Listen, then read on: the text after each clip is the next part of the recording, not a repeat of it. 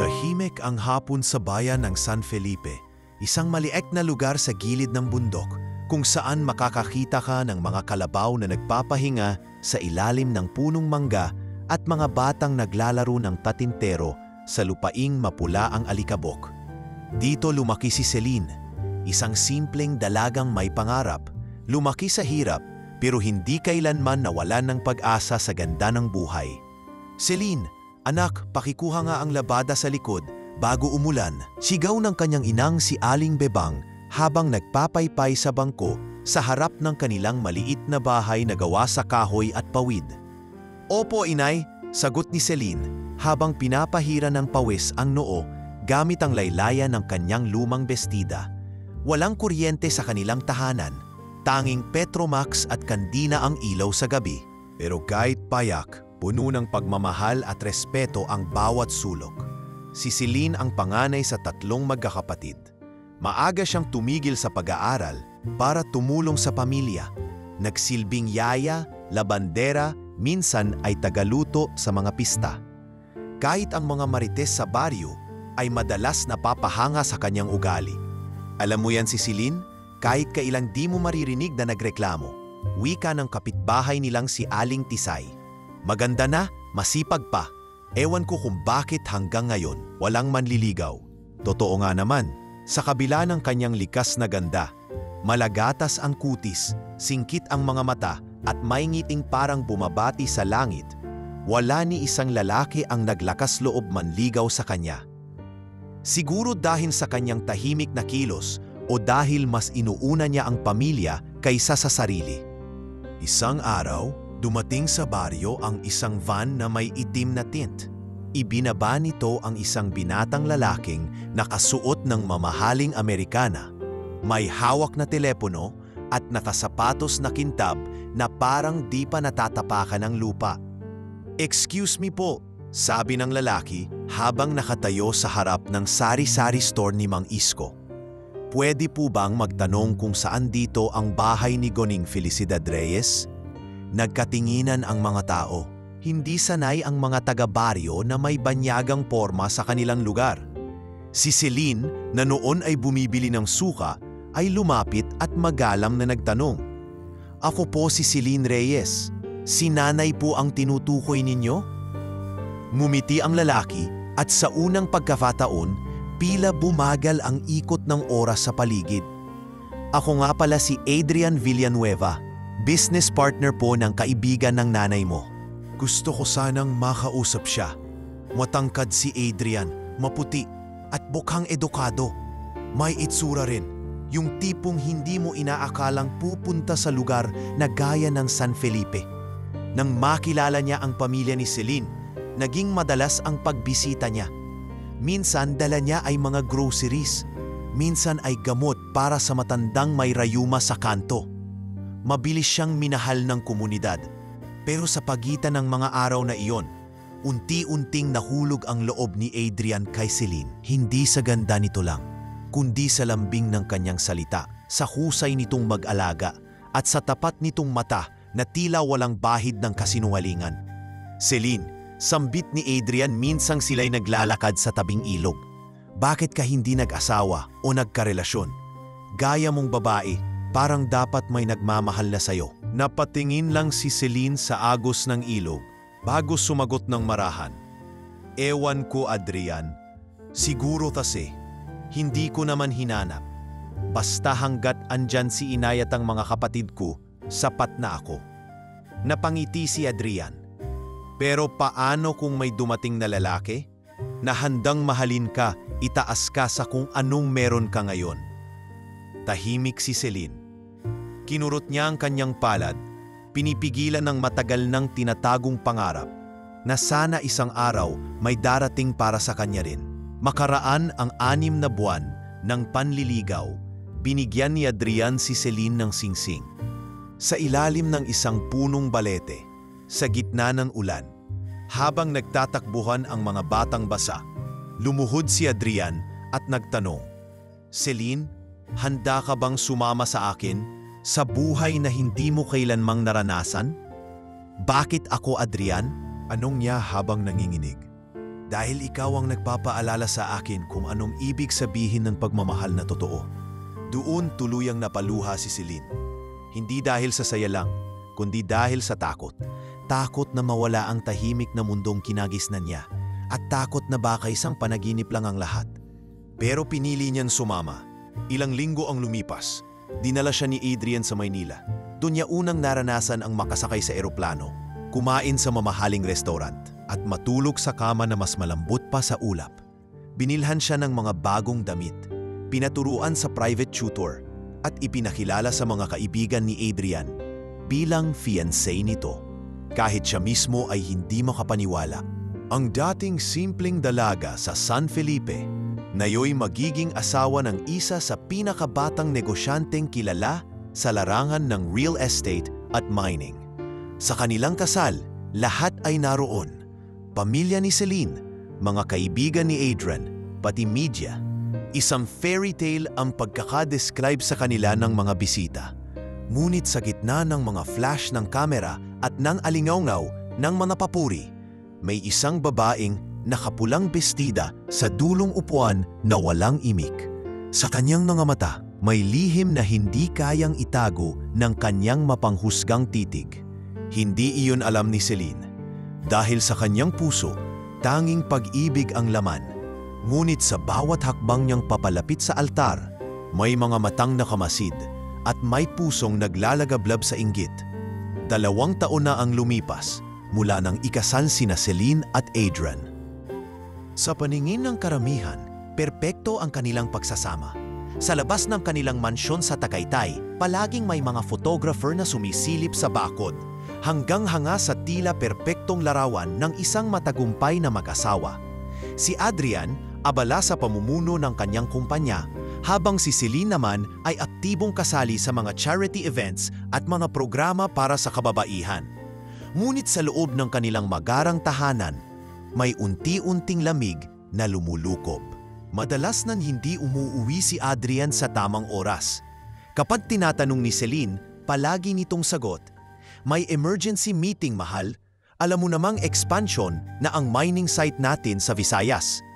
Palagi namang tumatango si Celine, subalit ramdam na ramdam niya ang puwang sa pagitan nila. Isang araw, habang nasa opisina ng kumpanya si Adrian, sinamahan ni Celine ang kanyang matalik na kaibigan si Clara sa isang women's expo sa Maynila. Dito niya unang nakita si Krista, isang babaeng may mataray na tindig, nakasuot ng mamahaling corporate attire at may hawak na clipboard habang nagsasalita sa harap ng maraming tao. Siya pala ang bagong consultant ng Villanueva Group, bulong ni Clara habang nakakunot ang noo. Wala sa listahan natin ang pangalan niya, pero siya raw ang utak ng mga bagong mining proposal. Napatingin si Celine. Napansin niya agad ang tikas ni Krista. Maganda, matalino, at may karismang hindi basta-basta. Pero hindi ito ang ikinabahala niya. Nang tawagin si Krista sa stage, ang pagkakabigkas sa pangalan nito ng host ay parang suntok sa anyang dibdib. Miss Krista Ortega, Strategic Consultant and Special Liaison of Mr. Adrian Villanueva. Sa buong gabi, paulit-ulit ang pangalan ni Krista sa isip ni Celine. Pag-uwi niya, nadatnan niyang tulog na si Adrian sa kanilang silid. Pero may bahagyang amoy ng pabango sa kwarto na hindi niya ginagamit. Maingat siyang naupo sa gilid ng kama at inamoy ang kwelyo ng suot nitong coat. Mabango, floral at estranghero. Kinabukasan, habang nilalabhan ng katulong ang mga damit ni Adrian, aksidenteng nalaglag ang isang panyo mula sa bulsa nito. Pink, mamahalin, at may burdang letrang K. Hindi nagsalita si Celine. Maingat niyang tinupi ang panyo, ipinasok sa kanyang drawer, at nagpatuloy sa kanyang araw na parang walang nangyari. Celine, bungad ni Adrian ng gabi ring iyon. Ipapakilala ko pala bukas si Krista. Siyang tutulong sa atin sa mga corporate negotiations abroad. Ngumiti lang si Celine. Saan mo siya nakilala? Matagal na, sa Singapore. Magaling siyang magmaneho ng projects. Kaya ko siya kinuha, sagot ni Adrian habang umiilag ng tingin. Mula sa araw na iyon, naging bahagi na ng buhay nila si Krista. Palagi siyang naroon sa mga meetings, conferences at business trips. Palagi siyang may dahilan, palagi siyang may paliwanag. Pero hindi na ito nakakabingi para kay Celine. Mas nararamdaman niya ngayon ang mga tahimik na puwang sa pagitan ng mga salita. Sa isang charity gala na dinaluhan nila bilang mag-asawa, si Krista rin ang inimbita ni Adrian bilang representative ng kumpanya. Nakaupo sila sa parehong mesa. Habang abala si Adrian sa pakikipag-usap sa mga business partners, napansin ni Celine ang tinginan ng dalawa. Anakaw, pero may kasamang ngiti. May isang sandaling nag-abot ng kamay si Krista kay Adrian sa ilalim ng mesa. Maikli lang yon, pero sapat na para bangungutin si Celine kinagabihan. Pag-uwi nila ng mansion, nagtanong si Celine habang tinatanggal ang hikaw niya sa salamin. Adrian, mahal mo pa ba ako? Tahimik. Hindi agad sumagot si Adrian. Tumingin ito sa kanya at ngumiti, pero may lamig sa mga mata nipo. Celine, pagod lang ako. Masyado kang nag-iisip. Ngunit iyon ang unang gabi na hindi sila natulog sa iisang kama. Si Adrian ay nanatili sa guest room at si Celine sa katahimikan ng master bedroom ay marahang hinawakan ang kanyang dibdib kung saan tila may bumabakat na pangamba. Ilang linggo pa ang lumipas, habang nililinis ni Celine ang study table ni Adrian, may natagpuan siyang maliit na folder na mukhang naiwan sa pagmamadali. Nakalagay doon ang itinerary ng business trip ni Adrian sa Japan, ngunit ang hotel na nakalista ay may booking para sa 2 tao. Sa ilalim ng pangalan ni Adrian, nakasulat ang Miss Krista Ortega, Companion. Napaupo si Celine sa gilid ng upuan, parang hindi makahinga. Tahimik ang buong bahay. Tanging tunog ng orasan sa dingding ang naririnig niya. Tila ba unti-unting binibilang ang oras hanggang sa tuluyang masira ang tiwala sa puso niya. Kinagabihan, hindi niya kinumpronta si Adrian. Pinili niyang manahimik. Ngunit habang nakahiga ito sa tabi niya, pinagmamasdan niya ito. Ang noo, ang mata, ang labi. Isa-isa niyang inalala kung paano siya minahal nito dati. At sa kanyang isipan, tahimik niyang tinanong, saan ako nagkulang? Hindi niya alam kung iyon ba ang simula ng pagtatapos o kung iyon ay isang babala lang. Ngunit sa puso ni Celine, unti-unti nang nawawala ang lambing at napapalitan ng isang bagay na mas malamig kaysa sa ulan sa Tagaytay, ang pakiramdam ng pagiging dayuhan sa sarili niyang tahanan. Maaga pa lamang, gising na si Celine. Wala pang liwanag ang langit, pero ramdam na niya ang bigat ng katawan niya. Ilang gabi na siyang halos walang tulog. Laging gising sa kalagitnaan ng gabi, tila ba hinahabol na mga tanong na ayaw sagutin ng kanyang isipan. Tahimik pa rin ang paligid habang hawak niya ang mainit na tasa ng tsaa sa may teras ng kanilang mansyon. Mula roon ay tanaw ang kabundukan ng Tagaytay, pero kahit gaano pa kaganda ang tanawin, hindi nito maalis ang pakiramdam ng pagkalito sa kanyang dibdib. Sa kanyang pagkakaupo, napansin niyang naiwan ng katulong ang laundry basket ni Adrian sa gilid ng kwarto nito. Bihira siyang pumasok sa silid ng asawa sa mga nagdaang linggo, pero may udyok sa kanyang kalooban na nagsasabing dapat niyang silipin iyon. Mainat siyang lumapit at binuksan ang pinto. Mabango pa rin ang loob, parang pinagsamang pabango ni Adrian at ng isang babae. Hindi siya sigurado kung si Krista ang may ganoong pabango, pero hindi na rin siya nagugulat. Habang inaayos ang basket, may isang lumang folder na nakasiksik sa ilalim ng drawer ng side table. Mukhang hindi ito napapansin o sadyang itinatago. May pag-aalinlangang binuksan iyon ni Celine. Doon, bubungad sa kanya ang mga larawan. Marami, malinaw at hindi basta kuha lang ng photographer sa event. Karamihan ay selfies at stolen shots. Nasa isang resort, magkaakbay sina Adrian at Krista. Sa ilan, kitang-kita ang kasuotan ni Adrian na iyon ding suot niya sa panahong sinabing nasa board meeting siya sa Cebu. Hindi na niya napigilang mapaluha. Isa-isang tinignan ang mga larawan na parang karayom sa kanyang puso. May isa pang bagay na nakapaloob sa folder. Isang liham, sulat kamay, may bulaklak na dry na sa loob. Binasa niya iyon ng nanginginig ang kamay. Akin ka lang. Huwag mong hayaang magtagal pa ang palabas na kasal ninyo. Deserve mong maging masaya at ako ang tunay mong kaligayahan. Malapit nang matapos ang lahat. Parang binuhusan ng malamig na tubig si Celine. Hindi lang ito simpleng pagtataksil. Isa itong kasinumalingan na ginawang proyekto. Isang relasyong inalagaan sa likod ng kanyang kaalaman. Hindi na siya sigurado kung alin sa mga salitang narinig niya mula kay Adrian sa mga nakaraang taon ang totoo. Sa halip na sigawan ng asawa o sirain ang mga larawan, tahimik siyang lumabas ng kwarto. Dala ang folder, pumunta siya sa simbahan na madalas niyang pinupuntahan noong siya'y bagong kasal. Naupo siya sa pinakadulong upuan at sa harap ng altar, binuksan niya muli ang sulat habang binabasa ito ng paulit-ulit na para bang pilit niyang iniintindi ang damdaming hindi kanya. Diyos ko, mahina niyang bulong. Ano po ang dapat kong gawin? Isang madre ang lumapit at tahimik na umupo sa tabi niya. Hindi ito nagsalita.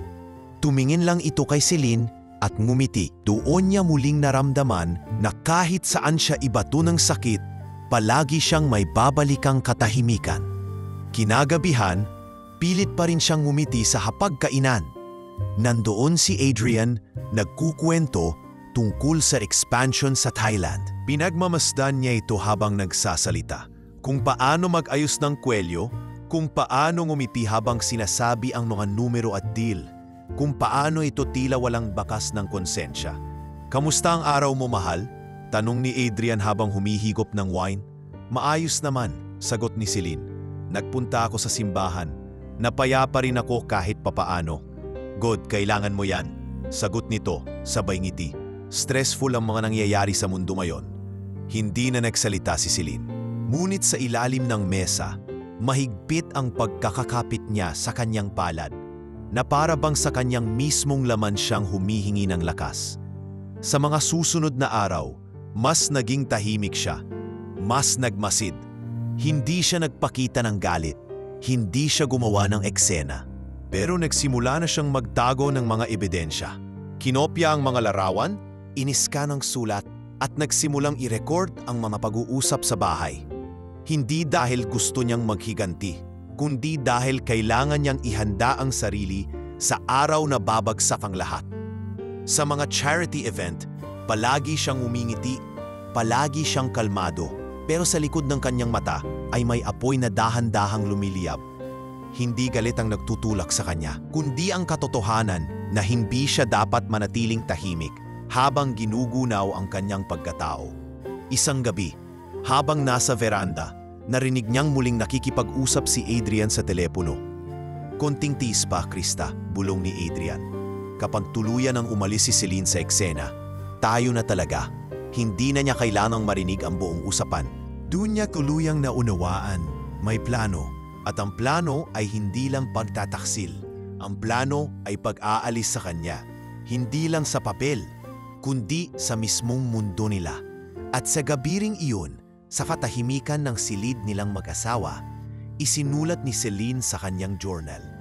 Kung ito ang simula ng pagtatapos, sisiguraduhin kong alam nilang ako ang nagwakas. May surprise ako para sa iyo, mahal. Bulong ni Adrian habang nakayakap sa likod ni Celine, isang gabi matapos ang kanilang anniversary dinner. Tila ba masigla ito bigla, mas maalaga, mas malambing, na para bang gustong burahin ang mga linggong puno ng malamig na pakikitungo. Nagulat man, hindi na nakatanggi si Celine. Nang gabing iyon, ay inaya siya ni Adrian na sumama sa isang honeymoon rekindling trip sa Palawan, isang exclusive private island na pag-aari raw ng business partner nila. Para sa ating dalawa lang to, no staff, no photographers, no social media. Just us. Wika ni Adrian habang inilalagay ang mga gamit sa SUV. Gusto kong maramdaman mo na ikaw pa rin ang mahal ko. Hindi alam ni Celine kung maniniwala pa siya, pero sa kabila ng kanyang pangamba, pinili niyang sumama. Marahil may parte pa sa kanya ang gustong muling maramdaman ang dating Adrian, ang lalaking minahal niya mula sa simula. Ang isla ay napakaganda, mula sa puting buhangin hanggang sa mga cottage na gawa sa kahoy at bato, parang paraiso. Walang ibang tao maliban sa boatman na naghatid sa kanila at ang matandang caretaker na hindi marunong magsalita kundi puro tango lang ang isinasagot. Maging ang mga cellphone nila ay walang signal. Noong unang gabi, tila bumalik ang lambing ni Adrian. Naghanda ito ng hapunan sa ilalim ng mga bituin. May alak, may kandila at may musikang tumutugtog mula sa dalang speaker. Napatawa si Celine habang pinapanood ang asawa niyang magluto ng steak na halatang hindi niya gamay. Wala na tayong maid, ako na ngayon ang tagaluto mo. Biro ni Adrian. Baka naman lason yan. Ganting biro ni Celine, sabay tawa. Kung lason man to, mamamatay ka sa sarap. Sagot ni Adrian sabay kindat. Ngun sa likod ng mga halakhak, may kumangagat pa ring kirot sa loob ni Celine. Sa bawat sulyap niya kay Adrian, bumabalik sa kanyang alaala ang mga larawan, ang sulat, ang tawag sa telepono. Ngunit wala siyang ipinapakita. Tahimik lang siyang pinagmamasdan ang kilos ng asawa, sinusuri bawat galaw. Pagkatapos ng hapunan, inabot ni Adrian ang isang bote ng alak. Mahal, para sa espesyal na gabi natin, nakaimbak pa to mula sa kasal natin.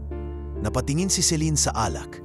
Marahil ay inisip niyang pagkakataon nito para sa kapayapaan, kaya't tinanggap niya ang tagay. Ngunit bago pa man siya makaubos ng isang baso, biglang bumigat ang kanyang ulo.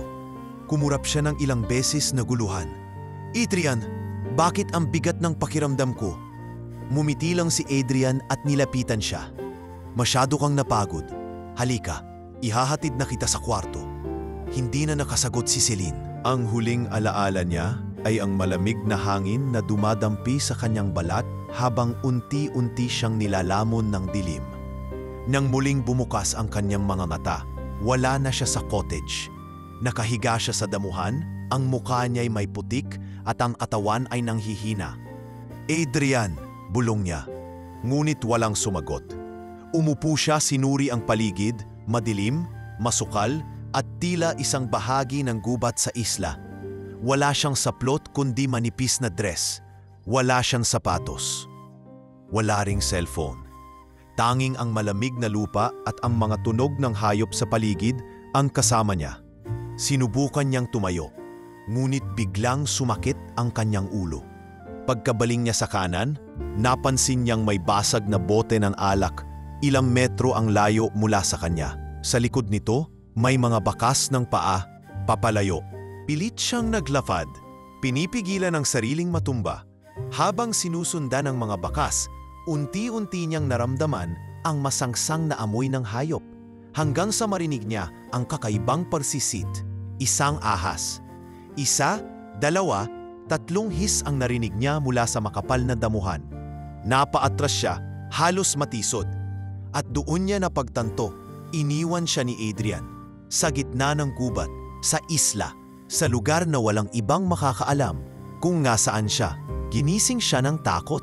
Hindi ito aksidente. Isa itong plano. Bigla niyang naalala ang mga huling salitang narinig niya noon sa telepono ni Adrian. Kapag tuluyan nang umalis si Celine sa eksena, tayo na talaga. Muling umalingaw-ngaw ang mga salita sa kanyang utak habang naririnig niya ang paggapang ng isang malaking nilalang sa paligid. Napasigaw siya, "Adrian! Adrian!" Walang sumagot. Wala siyang kalaban-laban. Tumakbo siya, pinipilit ang katawan na lumaban sa panghihina. Hanggang sa ang mga paa niya'y nasugatan na ng mga bato at tinik. Hanggang sa halos mawalan na siya ng ulirat. Hanggang sa isang aninong lumitaw sa likod ng mga punong kahoy. Isang matandang lalaki, hubad ang paa, may puting buhok at balbas, ang dahan-dahang lumapit sa kanya. "Babae," sambit nito sa basag na tinig, "hindi ka dapat narito." Napahagulkon si Celine. "Tulungan niyo po ako. Tinangka po akong patayin ng asawa ko." Tahimik lang ang matanda. Saglit siyang pinagmasdan, sa kamarahang itinuro ang isang maliit na lungga sa gilid ng gubat. "Doon ka muna. Bukas na tayo mag-usap." Nang gabing iyon, sa liwanag ng buwan at lampara, sa loob ng isang lunggang gawa sa kahoy, putik at dahon, muling isinilang si Celine. Hindi bilang asawa ni Adrian, kundi bilang babaeng niloko, ipinagkanulo at halos pinatay. Ngunit kahit sugatan, buhay siya. at buhay ang pagnanais niyang hindi mamatay nang walang laban. Ang unang umagang gumising si Celine sa lungga ng matanda ay tila isang panaginip o bangungot na hindi pa tapos. Ang kanyang katawan ay tila bugbog. Masakit ang bawat kalamnan. Ang mga palad niya ay may gasgas mula sa paggapang kagabi. Ngunit buhay siya. Buhay siya sa kabila ng tangkang pagtatapos ng kanyang asawa sa kanyang pagkatao. Uminom ka, mahinang sabi ng matandang lalaki habang iniaabot ang isang tasa na may mainit na sabaw. Halamang gamot, pampalakas. Hindi agad siya nakasagot. Pinagmasdan niya ang matanda, payat ito, balingkinitan ang katawan, ngunit matikas ang pagkakatayo. May mga pilat sa braso, at ang mata nito'y parang nakita na ang lahat ng uri ng sakit. Sa kabila ng lahat, may kabaitang bumabalot sa bawat kilos nito. "Ako po si Celine," sabi niya nang makabawi ng lakas. "Ako po ay tinangkapong patayin ng asawa ko. Iniwan niya ako rito." Tahimik ang matanda. Tumango lang ito, saka tumingala sa kisame ng lungga na gawa sa mga kawayan at sanga ng puno. "Dati, maraming kagaya mo rito," ani nito. "Mga babae, mga trabahador, mga taong tinapakan ng may pera. Tinatapon nila sa gubat na to. Isang bangin ang katabi ng isla. Diyan sila nagbababa ng kargo tuwing gabi. Sinasabing na aksidente. Pero totoo, isang paraan ng pagtanggal sa abala. Parang may malamig na dumaloy sa ugat ni Celine. Ilang taon na po kayo rito?" "Halos 20. Dati akong manggagamot sa bayan. Tumakas ako rito matapos akusahan ng isang mayamang pamilya na sinumaling ako. Pinagbintangan akong mangkukulam dahil lang ayaw ko silang bigyan ng gamot na pamatay." Napakapit si Celine sa tasa. Napapikit, may halong gulat at paggalang sa taong nasa harapan niya. "Ngunit hindi ako nananapili rito para lang magtago," patuloy ng matanda. "Kapag may itinapon dito sa gubat, kapag may buhay pa, nililigtas ko. Pero iilan lang ang nakakaligtas. Ikaw pa lang ang unang babae sa loob ng halos 3 taon." Tuluyang bumagsak ang luha ni Celine. Hindi na niya napigilang umiyak. Gusto niyang sumigaw. Gusto niyang sumuka sa pait ng sinapit niya. Ngunit sa halip, yumuo siya at pumulong. "Ayoko pong mamatay. Hindi pa ako tapos. Hindi pa ako tapos." Nagtagal si Celine sa piling ng matanda. Tinuruan siyang mag-ani ng ugat, gumamit ng mga dahon bilang lunas sa sugat at magluto gamit lang ang apoy at bato.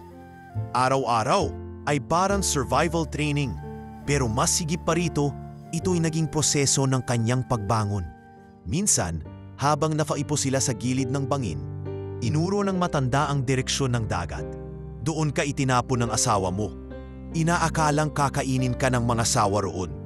Napatingin si Celine sa ilalim ng bangin. Puno ng mga tuyong damo at basag na sanga. Naroon pa rin ang bahagi ng basag na bote. Naroon din ang isang lumang panyo na mukhang pag-aari ni Krista. Pink, may burda. Inabot iyon ng hangin at tila ba tinangay palayo. "Minsan kailangan mong hayaan ang hangin ang magtapon ng mga basura ng puso mo," wika ng matanda. "Pero ang alaala, manatili sa'yo, diyan ka lalakas." Isang gabi, habang binubunot nila ang ugat ng tanglad sa gilid ng gubat, napansin ni Celine ang isang lumang bangka sa likod ng mga batong natabunan ng mga damo. Pinakpan ito ng dahon at itinali ng mga lubid. "Ano po to?" tanong niya. "Bangka ko yan, ginamit ko dati para tumakas, pero bumalik rin ako rito." Minsan, hindi sa layo nasusukat ang pagtakas, kundi sa tibay ng loob. Doon naisip ni Celine, baka ito na ang pagkakataon. Hindi para tumakas sa takot, kundi para magbalik. Ngunit hindi bilang Celine na asawa ng bilyonaryo. Hindi bilang babaeng iniwan sa gubat, kundi bilang taong may hawak na katotohanan.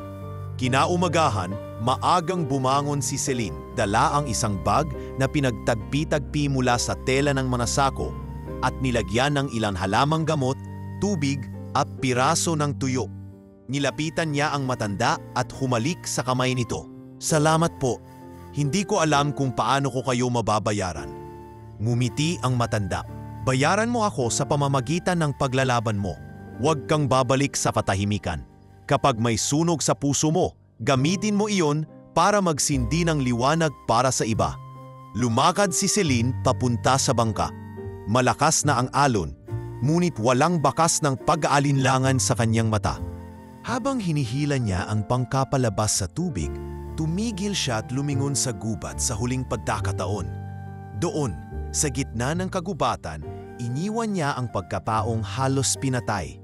At sa bawat hapak ng sagwan, isa-isa niyang binubura ang alaala ng kahapon. Hindi para makalimot, kundi para ihanda ang sarili sa pagbabalik. Nang sumapit ang gabi, narating niya ang isang maliit na isla sa gilid ng Palawan.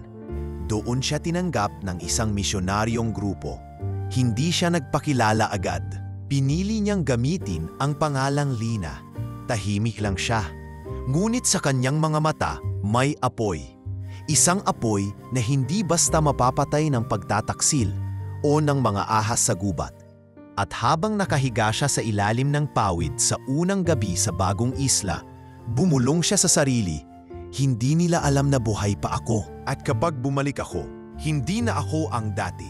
Sa loob ng 4 na araw na pananatili ni Celine sa maliit na isla, hindi niya binanggit kahit kanino ang kanyang tunay na pagkakakilanlan. Sa tulong ng mga misyonaryong dumadayo sa lugar upang magturo at maghatid ng medikal na serbisyo, nakiusap siya na makasama sa mga gawaing pangkomunidad kapalit ng tirahan at pagkain. Sa logbook ng mga voluntaryo, isinulat niya ang pangalang Lina Reyes, isang bagong pagkatao, isang katahimikan na nagkukubli ng panibagong lakas. Madalas siyang makita sa kusina ng Mission House, tumutulong magluto ng lugaw para sa mga bata, o kaya naman ay nagtuturo ng pagbasa sa mga batang ayeta na nakatira sa bundok. Tahimik siya, masipag, at palaging nakayuko kapag kinakausap. Ngunit sa mga mata niya, may lalim na hindi mabasa ng kahit sino. Lina, bakit parang galing ka sa isang lugar na natakalayo? Tanong sa kanya ng madre isang gabi habang sila'y naguhugas ng mga kaldero. Napatingin siya sa madre, saka ngumiti ng bahagya. Galing po ako sa lugar kung saan ang mga pangarap ay pinapatay bago pa ito tumubo. Hindi na nagtangkang magtanong pa ang madre. Marahil ay naramdaman nitong hindi ito ang tamang panahon upang hukayin ang nakaraan ng isang babaeng halatang may binubuhat sa puso. Ilang linggo ang lumipas. Dala ng maamong ugali at matinding dedikasyon, nakuha ni Celine ang loob ng mga taga-misyon. Isinama siya sa isang medical mission sa Iloilo, kung saan nagtuloy-tuloy ang kanyang pagiging voluntaryo. Sa simbahan doon siya tumira, isang maliit na kwarto sa itaas ng kumbento. May lumang bentilador at isang kama na may kutson na halos kapiraso lang ang lambot. Habang ang ibang voluntaryo ay masaya sa mga group activities, si Celine ay mas pinipili ang mag-isa. Kapag hindi abala, tinatago niya ang sarili sa likod ng mga libro. Minsan, sa gabi, naglalakad siya sa tabi ng simbahan. Hawak ang kanyang maliit na notebook kung saan niya isinusulat ang mga plano para sa kanyang kinabukasan. Ngunit kahit gaano niya pilit talikuran ang dati, hindi niya maalis sa kanyang isipan ang imahe ng asawa niyang si Adrian at ang babaeng si Krista. Gabi-gabi, pinipilit niyang magpatawad, ngunit palagiring may boses na bimubulong. Hindi ito matatapos hanggat wala pang hustisya. Isang araw, habang naghahatid siya ng gamit sa isang outreach site, nakasabay na sa jeep ang isang estudyanteng babae na palaging bitbit ang laptop. Habang nag-uusap ang mga pasahero tungkol sa mga balita, may nabanggit ang estudyante tungkol sa isang bagong business tycoon na namamayagpag sa Maynila. Si Adrian Villanueva raw, dating low-profile na negosyante, ngayon ay kilala na bilang isa sa top mining CEOs sa bansa. Napalingon si Celine. Anong pangalan po sabi niyo? Adrian Villanueva. Ate, yung asawa ng magandang si Krista Ortega. Power couple sila ngayon. Trending sa business news. Nanginginig ang kamay ni Celine nang bumaba siya sa jeep. Hindi niya alam kung ano ang mas mabigat, ang biglaang balita o ang kasinungalingang matagal nang itinatanghal sa mata ng publiko. Buhay na buhay sina Adrian at Krista, mas matagumpay pa kaysa dati. Samantalang siya pinaniniwalaan ng lahat na patay na. Isang babaeng nawala sa gitna ng dagat. Walang bangkay, walang kabaong. Habang nakaupo sa ilalim ng punong mangga malapit sa simbahan, iniisip ni Celine kung ano ang susunod niyang hakbang. muling bumalik sa kanyang alaala ang matandang ermitanyo at ang bangkang ginamit niya sa pagtakas. At ang paalala nito, bayaran mo ako sa pamamagitan ng paglalaban mo. Gabi ring iyon, kinausap niya ang madre sa simbahan. Madre, gusto ko pong makapag-aral. Napatingin ang madre, bahagyang nagulat. Nang ano, Lina? Journalism, sagot ni Celine. Gusto kong matutong magsalita para sa mga hindi naririnig. Gusto kong mailabas ang totoo. Sa tulong ng simbahan, naisama siya sa listahan ng mga iskolar ng isang lokal na pamantasan. Naging estudyante siya sa kursong communication at kahit may agwat sa edad sa karamihan ng kaklase, hindi siya nagpakita ng pag-aatubili. Sa bawat klase, sinisipsip niya ang kaalaman. Sa bawat lecture, pinapanday niya ang kanyang paninindigan. Lumipas ang 3 taon, si Lina na dati nagtatago ay ngayon ay kilala na sa universidad bilang aktibong volunteer at youth leader. Siya ang nagsusulat ng editorial sa school paper. At siya rin ang unang lumalapit sa mga biktima ng pang-aabuso sa komunidad para bigyang tinig ang kanilang kwento. Sa isa sa mga article na kanyang sinulat, may pamagat itong, "Sa dilim ng gubat, may babaeng lumaban." Walang pangalan, walang detalye, pero isa itong alegorya ng sarili niyang kwento. Minsan, habang nagsusulat siya sa library, may lumapit na matandang babae, isang dating biktima ng pang-aabuso na natulungan niya sa outreach. "Lina," sabi nito habang iniaabot ang sobre na may lamang pera. "Ipon ko ito. Gamitin mo kung sakaling kailangan mong bumalik at bawiin ang nawala sa'yo." Hindi na napigilan ni Celine ang luha. Tahimik siyang yumuko, iniabot ang sobre at niyakap ang matanda. Doon niya naramdaman na kahit gaano kahirap ang pinagdaanan niya, hindi siya nag-iisa. At sa kanyang isip, unti-unti nang nabubuo ang plano. Isang pagbabalik, hindi bilang Celine na iniwan, kundi bilang Lina na muling bubuo ng sariling pangalan. Hindi para maghiganti, kundi para ilantad ang katotohanan. At para ang babaeng ipinagkanulo at ipinalagay na wala na, ay bumalik, mas matapang, mas matalino at mas buo kaysa kailanman. 3 taon matapos siyang makaligtas mula sa impyerno ng pagtataksil at pagtangkang pagpatay, tuluyan ang naging bahagi ng pagkatao ni Celine ang pangalang Lina. Isang pangalang hindi niya lamang ginamit upang makapagtago, kundi upang muling buuin ang sarili. Sa maliit na lungsod sa Iloilo kung saan siya ngayon naninirahan, kilala si Lina bilang isang matapang na community organizer at kabahagi ng maraming women's outreach programs. Hindi siya madaldal, pero tuwing siya'y nagsasalita, tahimik ang buong silid. Hindi niya kailangang isigaw ang kanyang lakas. Nararamdaman ito sa bigat ng kanyang mga salita. "Ma'am Lina, paano niyo po nagagawang tumayo para sa mga babae gayong hindi naman kayo kilala sa media?" Tanong ng isang batang intern habang sila'y nasa community hall. Ngumiti lang si Lina. Hindi mo kailangang maging sikat para makatulong. Minsan, mas mabisa ang gumagawa ng walang pangalan. Ngunit sa likod ng kanyang pananahimik sa publiko, nagsimula na siyang mag-ipon ng koneksyon at impormasyon. Sa bawat organisasyon na kanyang sinasalihan, pinipili niya ang mga grupong may malalim na ugat sa investigative journalism, human rights advocacy at legal aid networks. Hindi na siya ang Celine na basta-basta naniniwala sa salita ng isang lalaki. Isa na siyang babae na marunong magtanong, magkwenta at magtago ng dokumento. Minsang nagsagawa ng press workshop sa Iloilo ang isang kilalang investigative journalist mula Maynila. Dinaluhan ito ni Lina sa ilalim ng programang Citizen Watchdogs. Sa huling bahagi ng seminar, nagkaroon ng open forum. "May katanungan po ako," sabay tayo ni Lina, suot ang kanyang itim na blouse at salamin. "Paano kung ang taong nasa kapangyarihan ay gumamit ng yaman at impluwensya para itago ang krimen? Paano kung ang biktima ay hindi lang nawala, kundi sinadyang burahin mula sa mundong ito?" Nagkatahimikan. Lahat ng mata ay nakatuon sa kanya. Ramdam ang bigat ng kanyang tanong. Tumingin ang journalist sa kanya. Kung ang biktima ay buhay pa, siya ang pinakamakapangyarihang testigo at kung ang biktima ay marunong magsulat, marunong magsalita, siya ang magpapabagsak sa sistema. Nang gabing iyon, habang nakaupo sa kanyang silid at nagsusulat ng ulat, tumigil si Lina. Binuksan niya ang kanyang lumang bag. Mula roon, inilabas niya ang envelope na ilang taon niyang itinago. Mga kopya ng larawan ni Adrian at Krista. Ang sulat ni Krista na may tandang "Akin ka lang" at ilang voice memo na nai-record niya bago ang kanilang huling biyahe sa Palawan. Marahan niyang nilatag ang mga ito sa lamesa. Sa kanyang isipan, bumalik ang bawat eksena. Ang mga gabing malamig, ang mga katahimikang puno ng panlilinlang, at ang malamig na lupa ng gubat kung saan niya akala'y mamamatay siya. Ngunit hindi na siya iiyak ngayon. Hindi na siya titigil. Hindi na siya magdadalawang isip. Kinaumagahan, nagtungo siya sa isang regional office ng isang national media network at nag-apply bilang research contributor.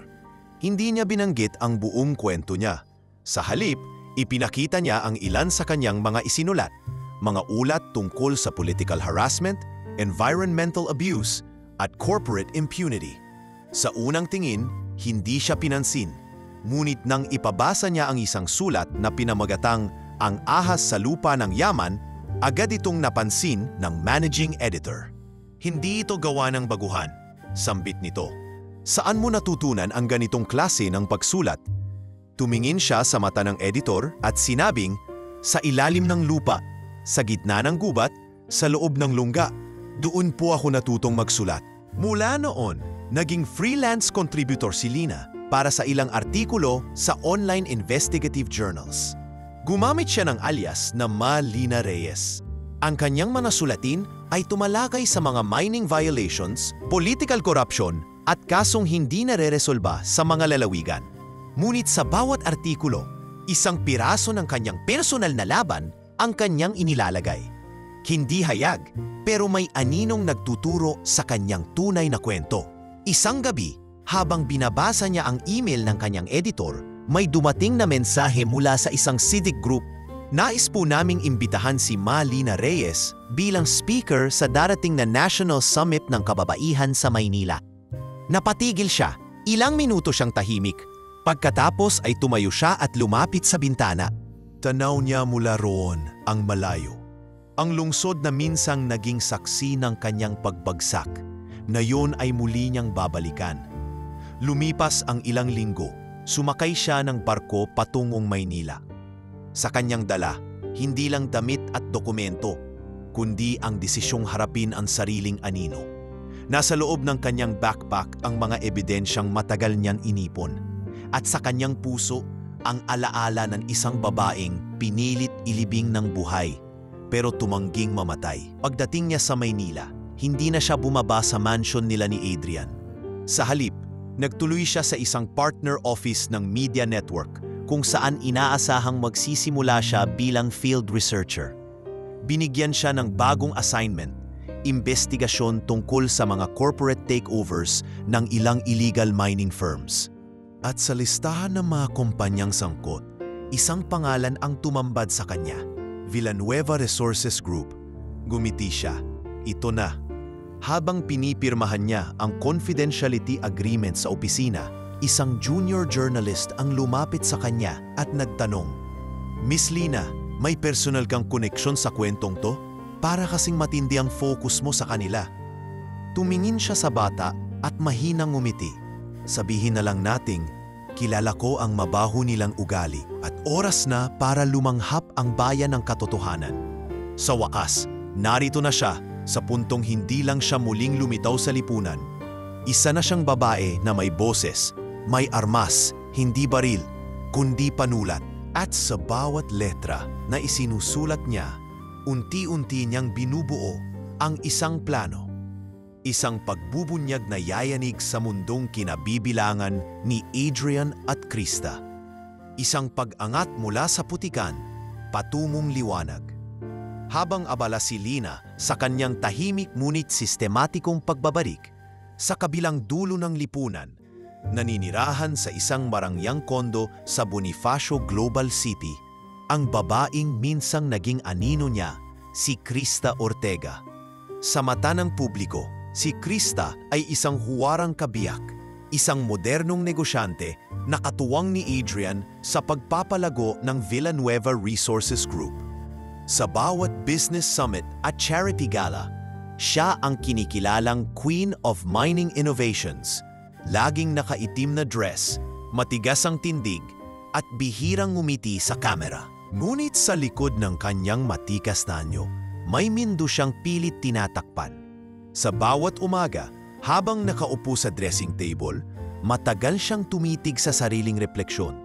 Doon niya palaging hinahanap ang sagot sa tanong na ilang taon na niyang tinatakasan. Bakit kahit nakuha ko na ang lahat, hindi ako matahimik? Isang gabi, habang inaayos ang kanyang email inbox, may napansin siyang hindi karaniwang mensahe. Wala itong subject at ang sender ay anonymous. Pagbukas niya, isang simpleng larawan ang naka-attach. Larawan iyon ng isang babae, nakatayo sa labas ng simbahan sa Iloilo, natabelo, nakayuko habang may hawak na notebook. Hindi malinaw ang mukha, ngunit may isang bagay sa tindig nito na nagpapatigil sa kanyang paghinga. Pinilit niyang hindi ito pansinin. Marahil ay guni-guni lang. Ngunit kinabukasan, isa na namang email ang dumating. Ngayon, may kalakip ng voice recording. Mahinang boses ng babae, "Adrian, bakit ang bigat ng pakiramdam ko?"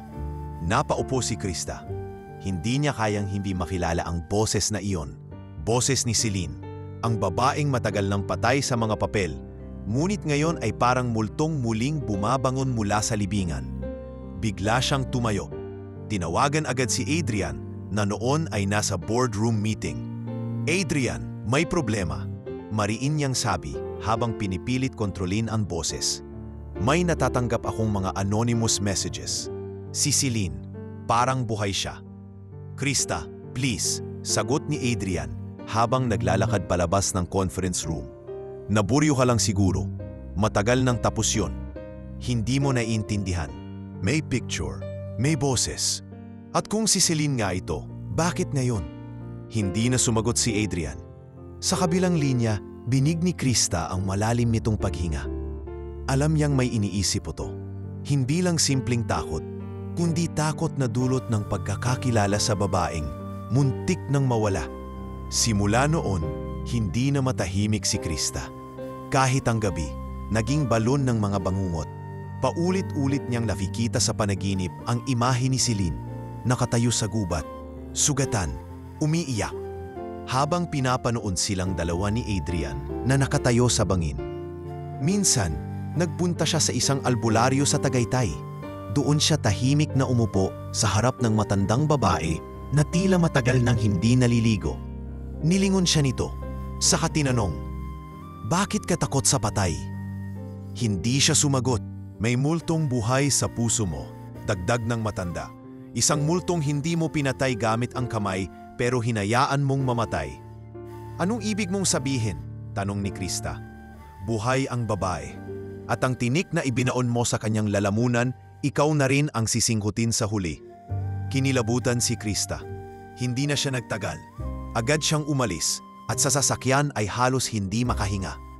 Hindi niya alam kung alin ang mas mabigat. Ang posibilidad na buhay si Celine o ang posibilidad na hindi na siya kayang patawarin ng sarili. Dahil sa pag-aalala, nagdagdag siya ng 2 bodyguard. Sa mga event, lagi siyang nakasuot ng dark glasses at may backup exit plan. Sa media, nagtatago siya sa likod ng scripted na press releases. Sa harap ng publiko, siya pa rin si Krista. Ang matapang, ang moderno, ang classy.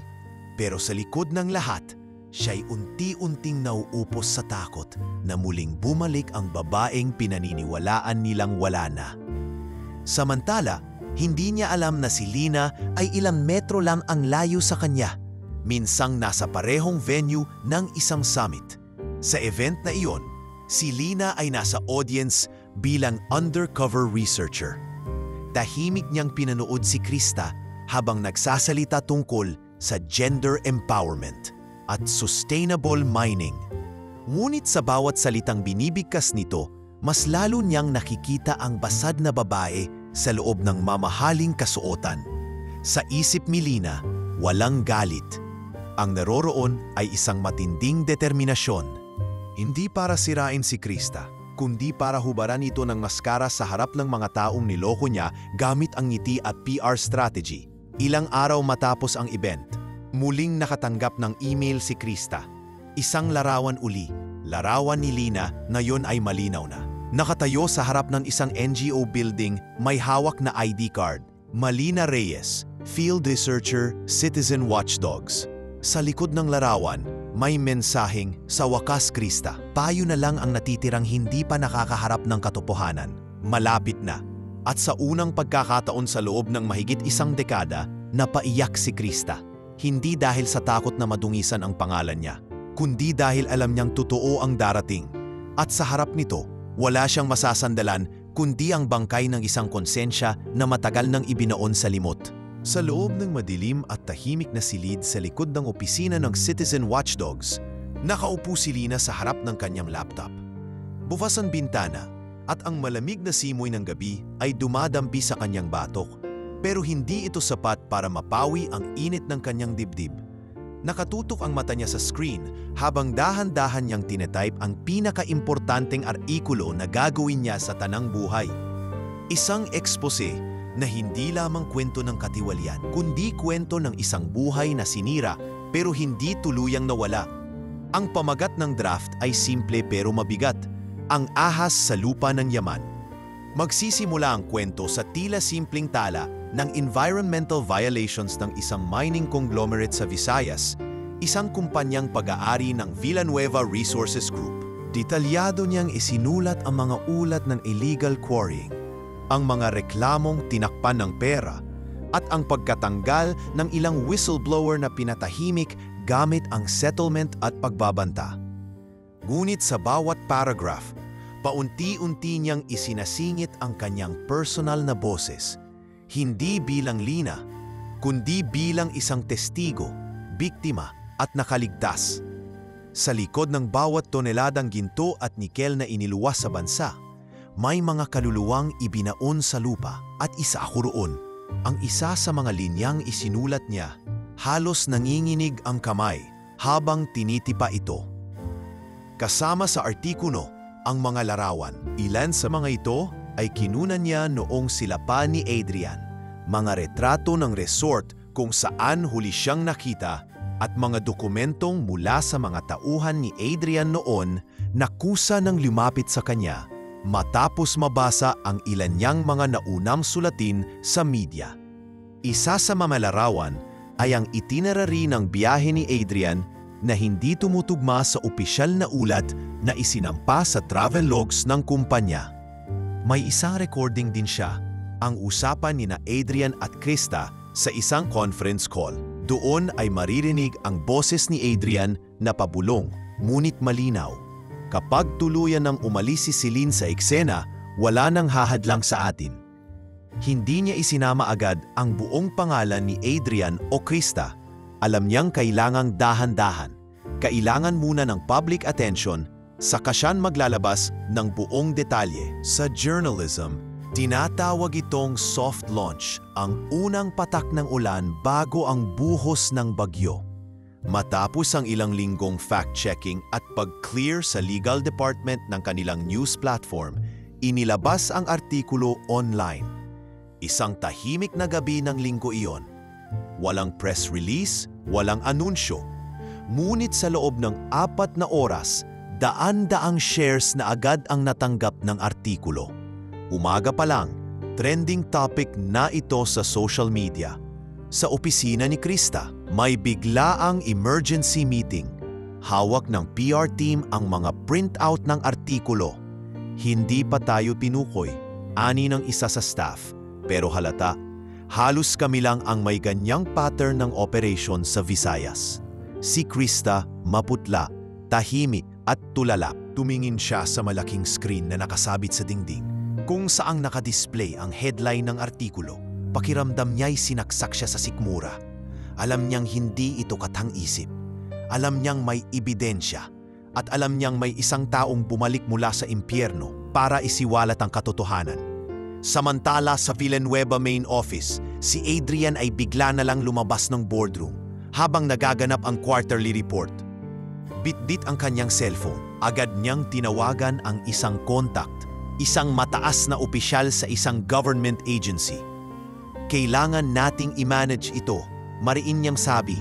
Huwag hayaang lumaki. Pero huli na ang lahat.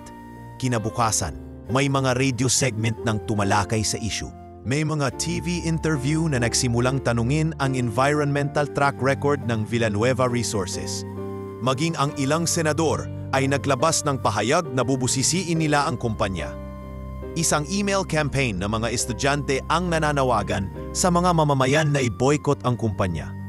Ngunit higit sa lahat, may isang email ang natanggap ng editorial board ng istasyon kung saan lumabas ang artikulo.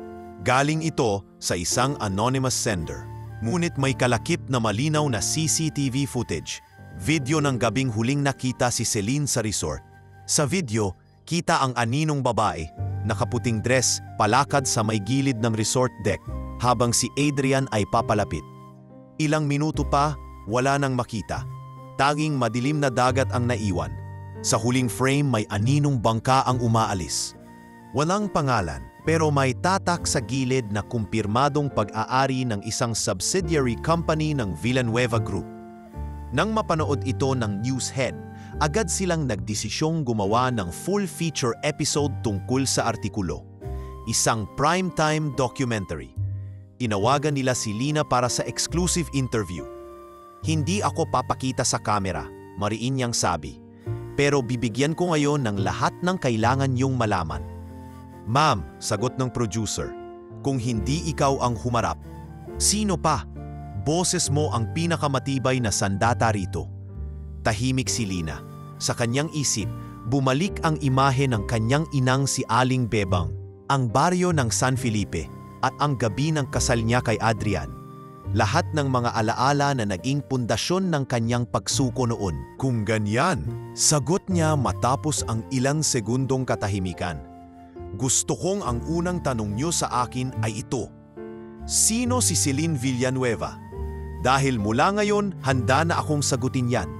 At doon nagsimula ang tunay na yugto ng pagbubunyag, ang hakbang patungo sa pagharap, hindi lang sa media, kundi sa buong bansa, na oras na para malaman ng lahat ang kwentong babaeng ginawang abo, ngunit ngayon ay apoy na handang sumiklab. Kasabay ng pag-ikot ng balita sa buong bansa, naging laman ng balitaan sa radyo at telebisyon ang misteryosong artikulo at CCTV footage na tila nagpapahiwatig ng matagal nang inilihim na krimen. Ang mga tao ay dutong sa katotohanan. Ang media ay walang humpay sa pagtuklas, ngunit ang pinakamabigat sa lahat ay ang pagtawid ng usapin mula sa issue ng environmental abuse tungo sa isang personal at kriminal na kaso, ang pagkawala ng legal na asawa ni Adrian Villanueva, si Celine Reyes Villanueva. Sa mga koridor ng news network na unang naglathala ng artikulo, naroon si Lina, nakatayo sa tapat ng studio room, nakasuot ng puting blusa at maong na pantalon. Hawak ang maliit na notepad kung saan nakasulat ang mga points na nais niyang bigkasin sa interview. Bagamat payapa ang kanyang mukha, ang kanyang dibdib ay tila may umuugong na tambol. Hindi niya inaasahan na darating ang araw na siya mismo ang magsasalita sa harap ng kamera. Bago siya tinawag, lumapit sa kanya ang direktor ng show. Ma'am Lina, sure na po ba kayo?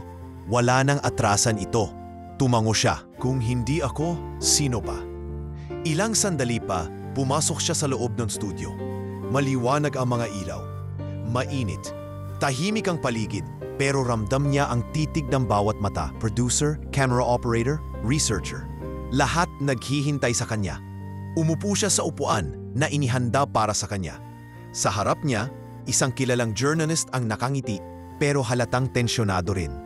Simulan na natin? Tanong ng host. Handa na ako, sagot ni Lina. Good evening po ma'am. Una naming tanong, sino po si Lina Reyes? Tumingin siya sa kamera, huminga ng malalim at dahan-dahang binuka ang bibig. Lina Reyes ay isang pangalan, Pero ang totoo, ako po si Celine Reyes Villanueva, ang asawa ni Adrian Villanueva, ang babaeng pinaniniwalaan ng lahat, napatay na. Ako ang babaeng tinangka nilang ilibing, hindi sa lupa, kundi sa limot. Tumigil ang mundo sa loob ng studio. Ang host ay hindi makagalaw. Ang mga staff ay napatingin sa isa't isa. At sa social media, kung saan live na napapanood ang interview, biglang bumuhos ang libo-libong komento, shares at reaksyon. Hindi naputol ang pananalita ni Lina.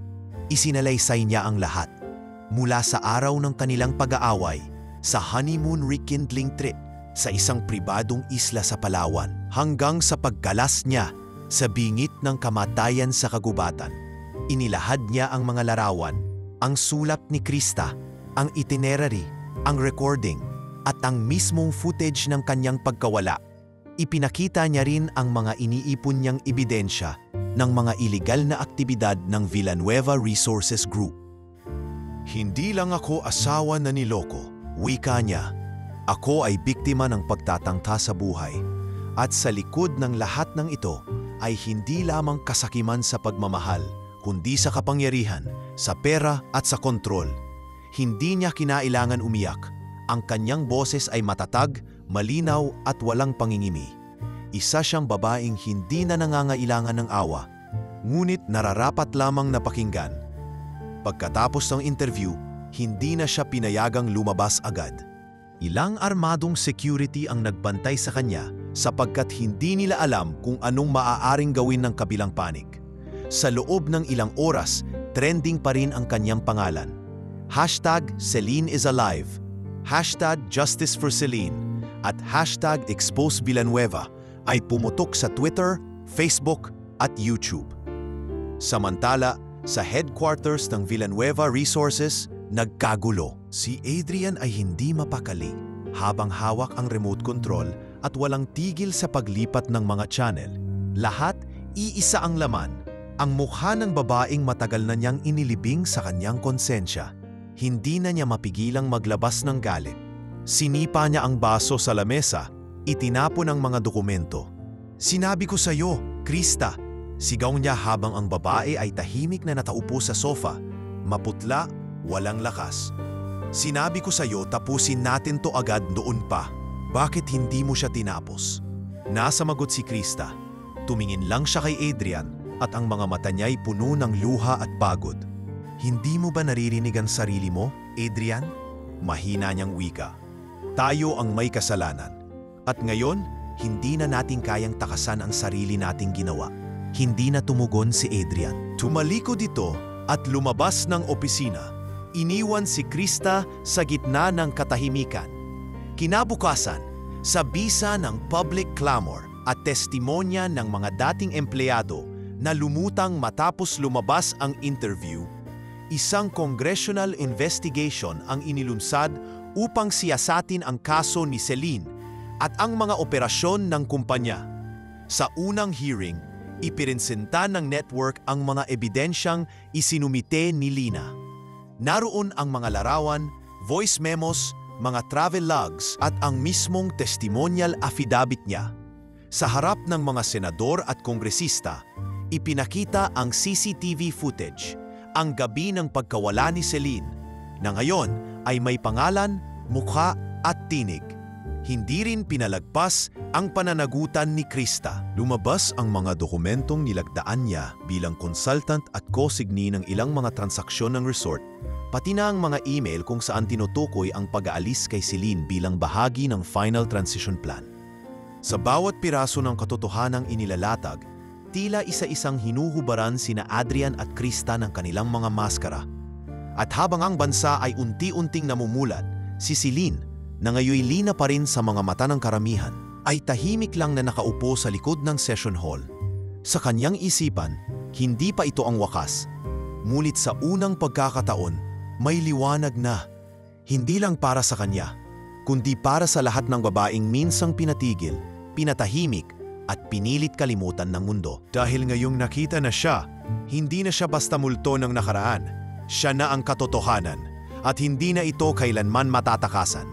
Nang sumunod na linggo, isang pambihirang kaganapan ang inorganisa ng isang sikat na news network, isang live televised forum tungkol sa media exposes at corporate accountability. Lahat ng pinakamalalaking personalidad sa negosyo, media at politika ay inanyayahan. Isa sa mga tampok na panauhin na ipinakilala ay si Adrian Villanueva, CEO ng Villanueva Resources Group. Ipiresenta siya bilang tagapagsalita ng progressive economic transformation ng industriya ng pagmimina sa bansa. Nasa harapan ng entablado si Adrian, naka-black suit, matikas ang tindig at tila walang bahid ng tensyon sa mukha. Sa opening speech nito, bumulalas ito ng mga pangako, progreso at transparency. Ngunit sa gitna ng kanyang pagsasalita, nag-iba ang ihip ng hangin. Ang host ng programa, na dati ay kaalyado ng kumpanya sa media relations, biglang tumigil, tumango sa earpiece at muling nagsalita. Bago po tayo magpatuloy, nais po naming ipalabas ang isang dokumentaryong iniere kamakailan tungkol sa environmental abuses at ang misteryosong pagkawala ng isang babae na ngayon ay bumangon para isalaysay ang sarili niyang katotohanan. Biglang dumilim ang stage. Bumukas ang screen sa likod. Isang video ang tumugtog. Hindi pa ito na ipalalabas ng buo sa telebisyon. Pero ngayong gabi, ipapakita ito sa unang pagkakataon sa harap mismo ng lalaking itinuro ng lahat ng ebidensya. Unang lumitaw sa video ang footage mula sa resort. Si Celine sa puting dress palakad sa deck. Sa sulok ng screen, may timestamp ng petsa ng kanilang honeymoon rekindling trip. Sumunod ay ang anino ni Adrian papalapit sa kanya. Ilang segundo pa, naputol ang eksena. Itim ang screen. Isang narrator ang bumasa ng sulat. Mahal kita, pero hindi ko na kayang mabuhay sa kasinungalingan. Kung ang pag-ibig ay dapat ikamatay, sana ay hindi mo na ako minahal. Bumalik ang liwanag sa studio. Tahimik ang lahat. Si Adrian, bagaman nakangiti pa rin, ay hindi na makatingin ng diretso sa audience. Nakapako ang mata sa sahig, parang gustong matunaw sa kinatatayuan. Hindi na kailangang banggitin ang pangalan niya. Lahat ng naroroon ay nakakaalam ng istorya. Ilan segundo pa at bumukas ang pintuan sa gilid ng entablado. Pumasok si Lina sa kauna-unahang pagkakataon sa publiko. Suot ang simpleng damit, kulay abong bestida, walang alahas at walang pulbo sa muka. Ngunit ang kanyang pagpasok ay mas malakas pa sa anumang anunsyo. Ang mga ilaw ay tumutok sa kanya. Ang mga kamera ay agad na nag-zoom in. Nakatayo siya sa gitna ng entablado, hindi tumitingin kay Adrian. Sa halip, tumingin siya sa mga tao, sa paligid, sa media, sa mga kababaihang naroroon, at sa mga nanonood mula sa kanya-kanilang mga bahay. Ang totoo, panimula niya, hindi madaling bumangon mula sa isang buhay na piniling wasakin ng taong minahal mo. Pero mas mahirap ang manatiling tahimik habang pinapanood mong ginagamit ng taong yon ang pangalan mo para sa kasinungalingan. Isang bulong ng pag-iyak ang maririnig mula sa audience. May isang babaeng nagsalita. Ikaw nga talaga, si Celine. Mumiti si Lina, pero may lungkot sa mata. Ako si Celine. Ako ang babaeng halos mamatay sa gubat. Hindi dahil sa hayop, kundi sa pagiging ganid ng tao. At narito ako ngayon hindi para maghiganti, kundi para humarap sa inyo. Hindi bilang biktima, kundi bilang testigo. Lumitaw sa screen ang mga dokumento. Pinakita ang mga resibo ng mga ilegal na transaksyon ng kumpanya, ang mga pangalan ng dummy corporations na konektado sa mga proyekto sa Palawan, at ang mga payroll records ng mga taong tinanggal matapos tumangging makiisa sa panloloko. Nag-ingay ang mga reporter. Isa-isang nagtaas ng kamay. May nagtatanong kung may planong magsampa ng kaso. May nagtatanong kung paano siya nakaligtas. Ngunit ang sagot ni Celine ay hindi na kailangan ng mahabang paliwanag. Ang hustisya ay hindi laging mabilis, pero dumarating ito kapag handa na ang lipunan na makinig. Habang patuloy ang forum, sa labas ng building ay nagsimula ng magsama-sama ang mga tao. Karamihan ay kababaihan, ilang environmental activists, dating empleyado ng kumpanya, at mga ordinaryong mamamayan na nagtipon bitbit ang mga plakard. Ibalik ang dangal, ustisya para kay Celine. Panagutin ang Villanueva Group. Nasa likod ng entablado si Adrian, hawak ang kanyang telepono. May tawag mula sa legal department ng kumpanya. Sir, may supina na galing sa ombudsman. Lahat ng executive under investigation na. Hindi na siya nakasagot. Nabaupo na lang siya sa sulok habang si Krista ay nanatili sa kanyang upuan sa audience. Hindi makatingin kahit kanino. Sa kanyang mata may bakas ng pagsuko. Alam niyang walang PR stunt, walang skit, at walang press release ang makapapagligtas sa kanila sa tunay na bigat ng ginawa nila. Nang matapos ang forum, lumapit kay Celine ang isang batang babae. May hawak na maliit na notebook. Ate, gusto ko pong maging katulad mo balang araw. Napangiti siya. Lumuhod sa harap ng bata at hinawakan ito sa balikat. Mas magiging magaling ka pa sa akin. Basta wag mong hayaang paahimikin ka ng takot. Habang umaalis si Celine sa entablado, sa ilalim ng ilaw ng kamera at harap ng sambayanan, isang katahimikang puno ng paggalang ang bumalot sa buong lugar. Wala nang duda. Hindi na siya anino ng isang babaeng nawala. Siya na ngayon ang mukha ng katotohanan. At habang siya'y bumaba sa hagdan ng entablado, ramdam niya, ang pangalan niya, ang tinig niya at ang buong pagkatao niya ay tuluyan nang naibalik. Hindi na sa piling ng lalaking minsang minahal niya, kundi sa piling ng bayan na ngayoy handa na ring lumaban kasama niya. Makalipas ang ilang linggo matapos ang public forum, lumala pa ang sitwasyon ng Villanueva Resources Group. Patuloy ang pagguho ng imahe nito sa publiko. Hindi lang environmental groups at media ang nanawagan ng accountability, pati na rin ang mga investors at board of directors. May mga proyekto ng sinuspinde, mga permit na binawi ng DENR, at mga kumpanyang dayuhan na tuluyang umatras sa partnership agreements. Ngunit sa kabila ng lahat, nanatiling tahimik si Adrian. Hindi po nagpatawag ng press conference ni hindi rin ito nagpapakita sa publiko. Isang araw, habang papunta si Celine sa isang NGO conference sa Makati, tinawagan siya ng kanyang abogado. May sulat na umating mula sa kampo ni Adrian, sabi nito sa kabilang linya. Anong laman? Tanong ni Celine habang nakatanaw sa bintana ng sasakyan. Humihiling ng closed-door meeting. Confidential. Hindi media event. Gusto raw niyang makipagkita sa iyo sa personal. Tahimik si Celine. Hinawakan niya ang hawakan ng upuan. Pinag-isipan ng narinig. Hindi niya inaasahang manghihingi ng pakikipagkita si Adrian. Sa totoo lang, matagal na niyang hinanda ang sarili na hindi na ito muling haharap sa kanya. Saan ang location? Tanong niya. Diretso. Sa isang private conference room sa loob ng isang law office sa BGC. May CCTV, may legal observers, safe. Pero nasa sayo pa rin ang desisyon.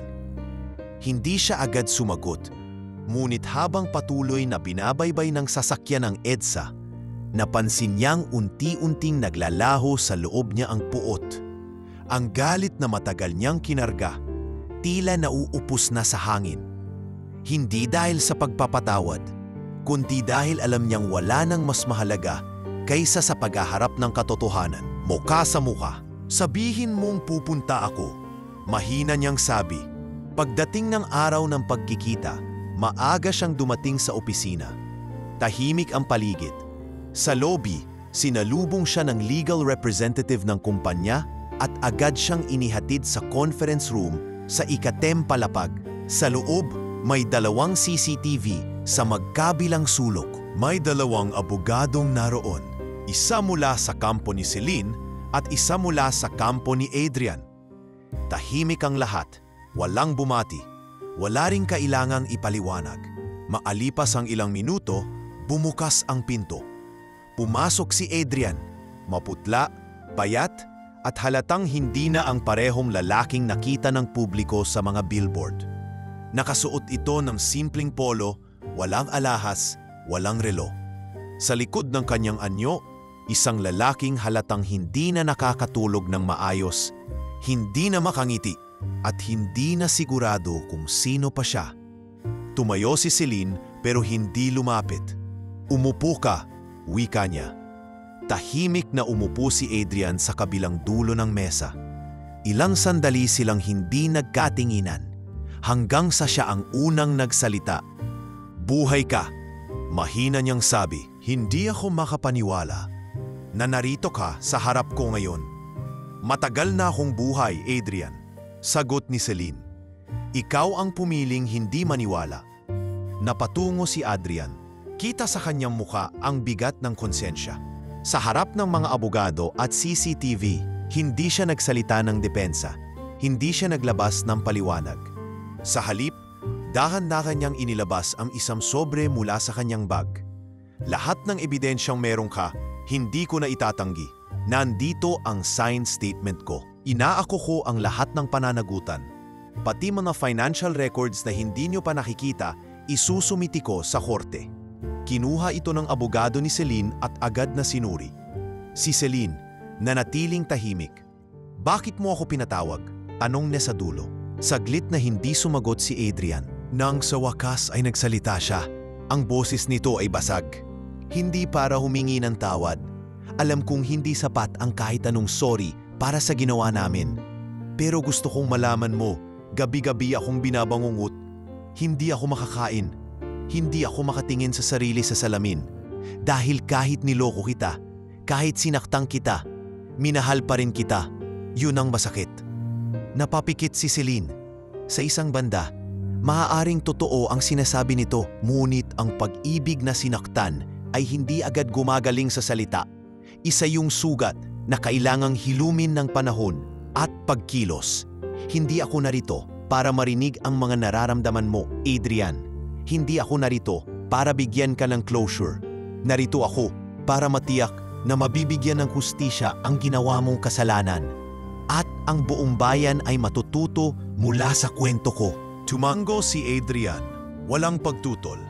Handa akong harapin ang kaso. Pati si Krista. Hindi na rin siya lumalabas. Pinagbayaran na rin niya ang parte niya. Sa sarili niyang paraang hindi mo na kailangang malaman. Saglit na katahimikan. Si Celine ay tumayo. Pinulot ang kanyang folder at naglakad patungo sa pinto. Celine! Tawag ni Adrian. Lumingon siya. Sa unang pagkakataon, nagtama ang kanilang mga mata.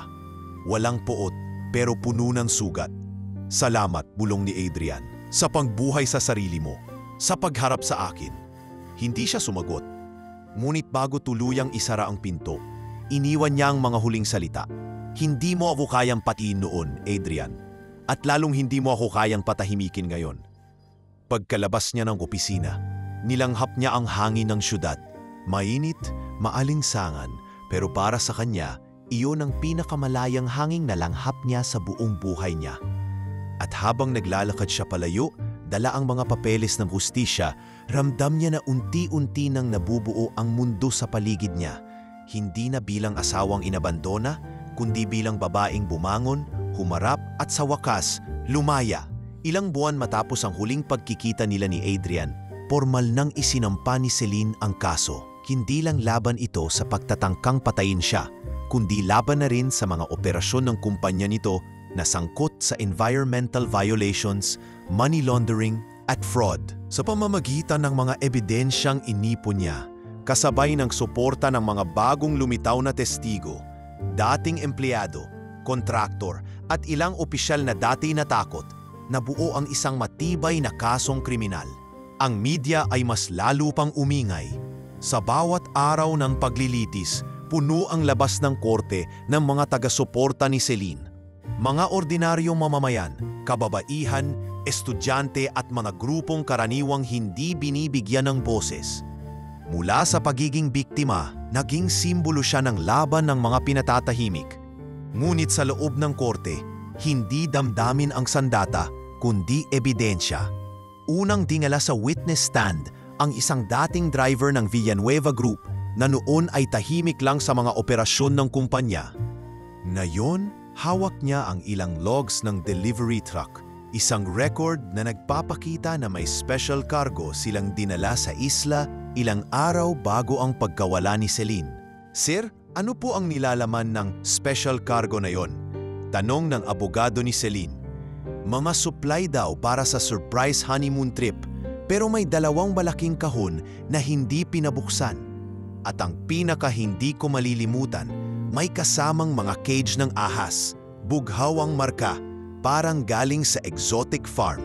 Nagkatinginan ang mga tao sa loob ng courtroom. Maging si Celine, bagamat nakapikit lang at tila kalmado, ay pinisil ang kanyang palad. Parang muling bumalik sa kanya ang amoy ng gubat, ang lamig ng lupa at ang paggapang ng panganib sa kanyang paligid. Sumunod na tinawag ang isang dating accounting officer. Sa kanyang testimonya, inilahad niya ang ghost transactions at under-the-table disbursements na may kaugnayan sa mga project na hindi kailanmang naisakatuparan pero may lumabas na budget. May regular akong tinatanggap na email mula sa executive assistant ni Krista Ortega, aniya. Laging may instruction na i-charge ang mga PR logistics sa foundation. Pero sa totoo lang, ang perang iyon ay napupunta sa private security at confidential services. Na hindi ko alam kung anong ibig sabihin, ipinasok bilang ebidensya ang mga printout ng email at bank transaction logs. Isa-isa itong tinanggap ng korte. Sa panig ni Adrian at Krista, hindi naging madali ang depensa. Si Krista, na halos hindi lumabas ng bahay mula nang pumutok ang eskandalo, ay iniharap ng korte sa pamamagitan ng supina. Nang tawagin siya sa witness stand, halatang hindi siya nakahanda. Maputla, payat at halos hindi makatingin sa kahit kanino. Miss Ortega, tanong ng fiskal, kailan niyo nalaman na nawawala na si Celine Villanueva? Ilang araw pagkatapos ng trip, mahina niyang sagot. Sinabi ni Adrian na hindi na bumalik si Celine mula sa paglalakad. Naniniwala ba kayo na aksidente iyon? Tumingin siya kay Celine, saglit lang, pero may pahiwatig ng pag-amin. Noong una, oo, pero habang tumatagal, alam ko na, pinili kong manahimik. Bakit? Dahil takot ako, dahil akala ko sapat na ang pagmamahal para maging tama ang mali. Sa sagot na iyon, tila humugot ng sama ng loob ang buong silid. Hindi pa man tapos ang paglilitis, marami na ang nasasaktan sa mga revelasyon. Pumasok sa courtroom ang CCTV footage na nagsilbing backbone ng buong kaso. Ang video ng gabi ng pagkawala ni Celine, ang anino ni Adrian, ang paglapit nito kay Celine, at ang bangtang unti-unting lumayo sa kadiliman. Hindi man ito nagpapakita ng aktwal na krimen. Sapat ito para magpatunay na may intensyon at pagkilos bago ang biglang pagkawala ng isang tao. Ilang araw pa ang lumipas sa hearing. Sa huling araw ng pagdinig, inawag si Celine para magbigay ng kanyang personal na salaysay. Tumayo siya sa witness stand. Sa likod niya, ramdam niyang naroon ang kanyang ina, ang kanyang mga nakasama sa misyon, at ang bayan na matagal nang naghihintay ng katotohanan. Your Honor, panimula niya, hindi ko po isinampa ang kasong ito para lamang sa akin. Isinampa ko ito para sa lahat ng taong halos mawala ang boses dahil sa kapangyarihan ng may pera, ng may pangalan, ng may impluensya. Ang kwento ko ay hindi lang kwento ng pagtataksil. Ito ay kwento ng panlilinlang, paglalapastangan sa damal, at pananahimik na pilit isiniksik sa aking bibig. Pero ito ako ngayon, buhay, nakatayo, at nagsasalita. Tahimik ang lahat, kahit ang judge ay hindi agad nagsalita. Ilang sandali ang lumipas at pinutol ng kanyang martilyo ang katahimikan. Ipagpapatuloy natin ang deliberasyon, wika nito. Ang mga ebidensyang naisumite ay sapat upang ituloy ang criminal prosecution ng mga akusado. Hinihiling ng korte na ipagkulong muna sa ilalim ng preventive custody sina Adrian Villanueva at Krista Ortega habang hinintay ang pinal na desisyon. Nagkagulo sa loob ng courtroom. Si Krista ay napaupo at napaiyak. Si Adrian naman ay hindi lumaban, hindi tumanggi. Tahimik siyang isinakay sa police van. Walang salita, walang galaw. Para bang tinanggap na niya ang wakas ng kanyang mundo. Paglabas ni Celine sa korte, sinalubong siya ng mainit na palakpakan. Sa kabila ng lahat ng pinagdaanan niya, ang gubat, ang pag-iisa, ang panloloko at ang sakit, nakatayo siya ngayon bilang isang babae na hindi lamang nabuhay sa paggawasak. kundi naging buhay na patunay na walang sino man ang makakapigil sa isang pusong piniling lumaban. Halos 6 na buwan ang lumipas mula nang simulan ang paglilitis. Umalingaw-ngaw sa bawat sulok ng bansa ang pangalan ni Celine, mula sa mga pahayagan, radyo, social media, hanggang sa mga iskinita ng mga baryo. Pero sa kabila ng ingay ng mundo, nanatiling kalmado si Celine. Hindi dahil sa pagiging manhid, kundi dahil sa wakas, matapos ang mahabang paglalakad sa dilim, ramdam niyang malapit na ang liwanag. Ang araw ng hatol ay dumating sa isang maulap na umaga. Sa harap ng Makati Regional Trial Court, libo-libo ang nagtipon.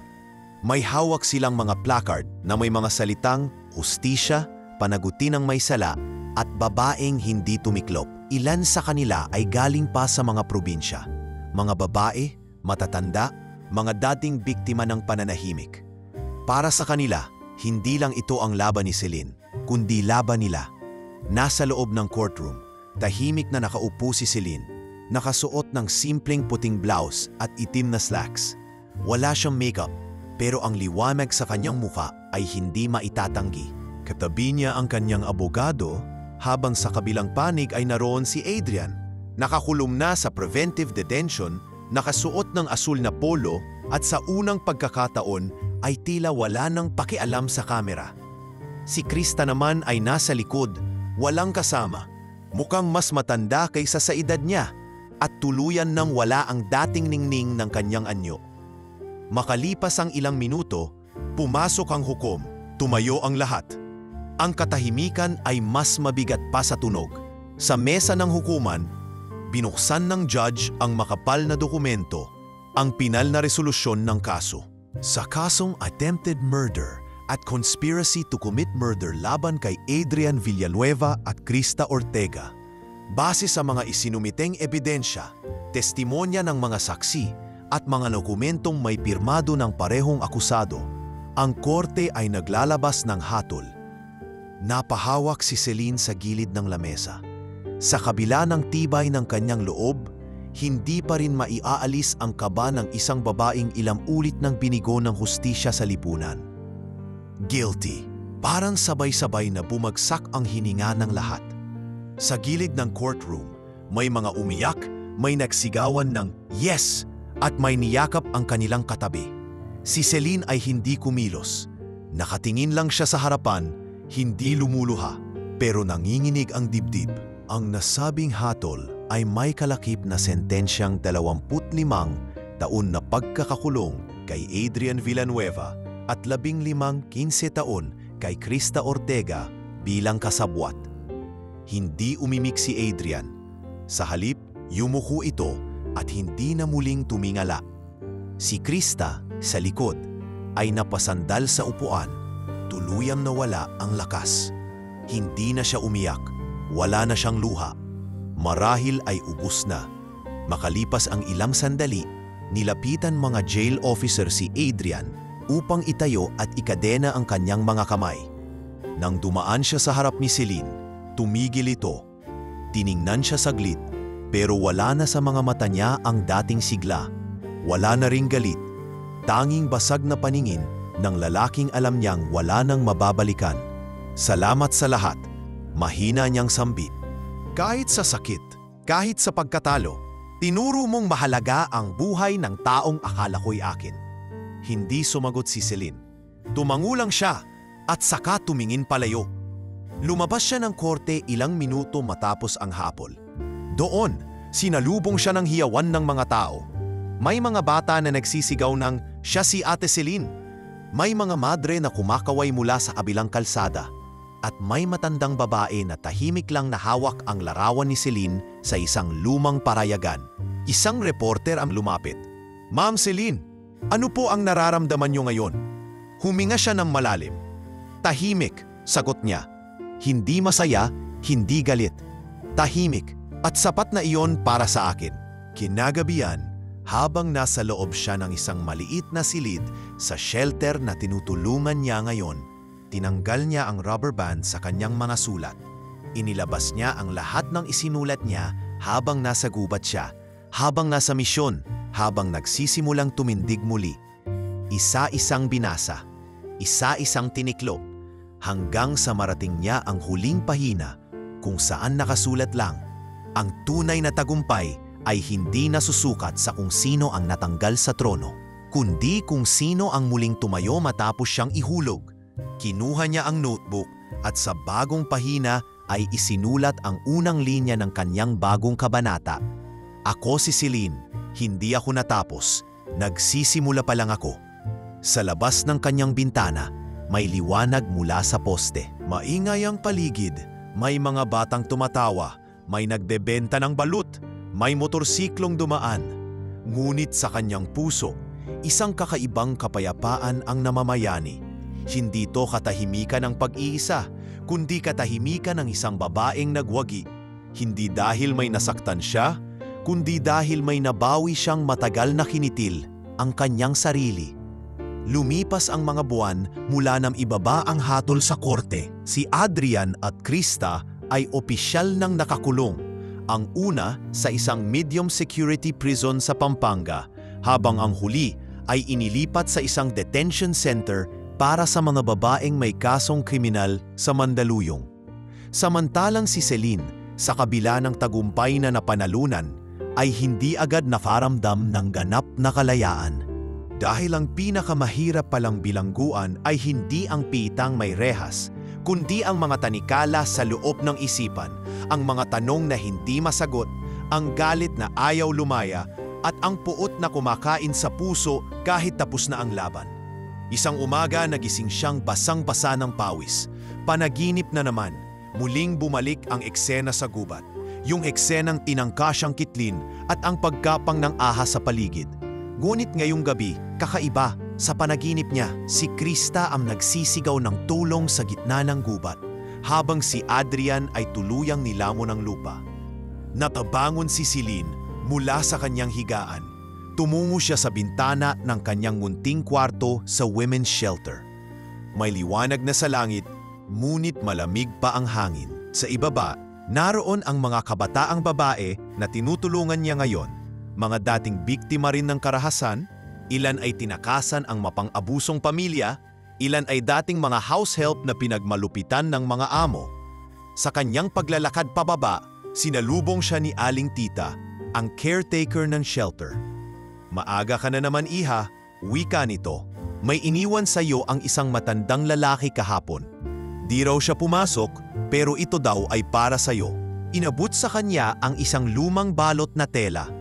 Nang buksan ni Celine, nakita niya ang isang pamilyar na bagay, isang kwintas na may maliit na pendant ng krus at isang sulat na may sunog sa gilid. Mula ito kay Mang Teryo, ang matandang ermitanyong nagligtas sa kanya sa gubat. "Nababalitaan ko ang nangyari sa iyo, Hija. Hindi ako marunong gumamit ng TV o cellphone, pero may isa sa mga taga-bundok na nagsabi sa akin na buhay ka na uli sa mundo ng liwanag. Ipinagmamalaki kita. Huwag mong hayaan na ang sugat mo ay maging pader. Gawin mo itong tulay. Kapag napatawad mo na ang sarili mo, saka ka lang talaga makakalaya." Mang Teryo. Napaupo si Celine sa bangko sa tabi ng puno ng mangga sa hardin ng shelter. Doon siya tumitik sa pendant at napaluha. Hindi niya kailanman nakalimutan ang matandang iyon. Kung hindi dahil dito, hindi siya makakaahon. Ngunit ang huling linya ng sulat ang tumama sa kanya ng buong buo. Kapag napatawad mo na ang sarili mo, saka ka lang talaga makakalaya. Marahil iyon ang dahilan kung bakit, kahit nanalo na siya sa korte, ay hindi pa rin siya ganap na payapa. Sapagkat sa puso niya, may natitirang tanong, bakit ko hinayaang abutin ng ganito? Bakit hindi ako umalis noon pa? Bakit ako nagtiis ng sobra? Kinagabihan, nagsindi siya ng kandila sa maliit na altar ng shelter. Tahimik siyang nagdasal, hindi para sa hustisya, kundi para sa kapatawaran, hindi sa iba, kundi sa sarili.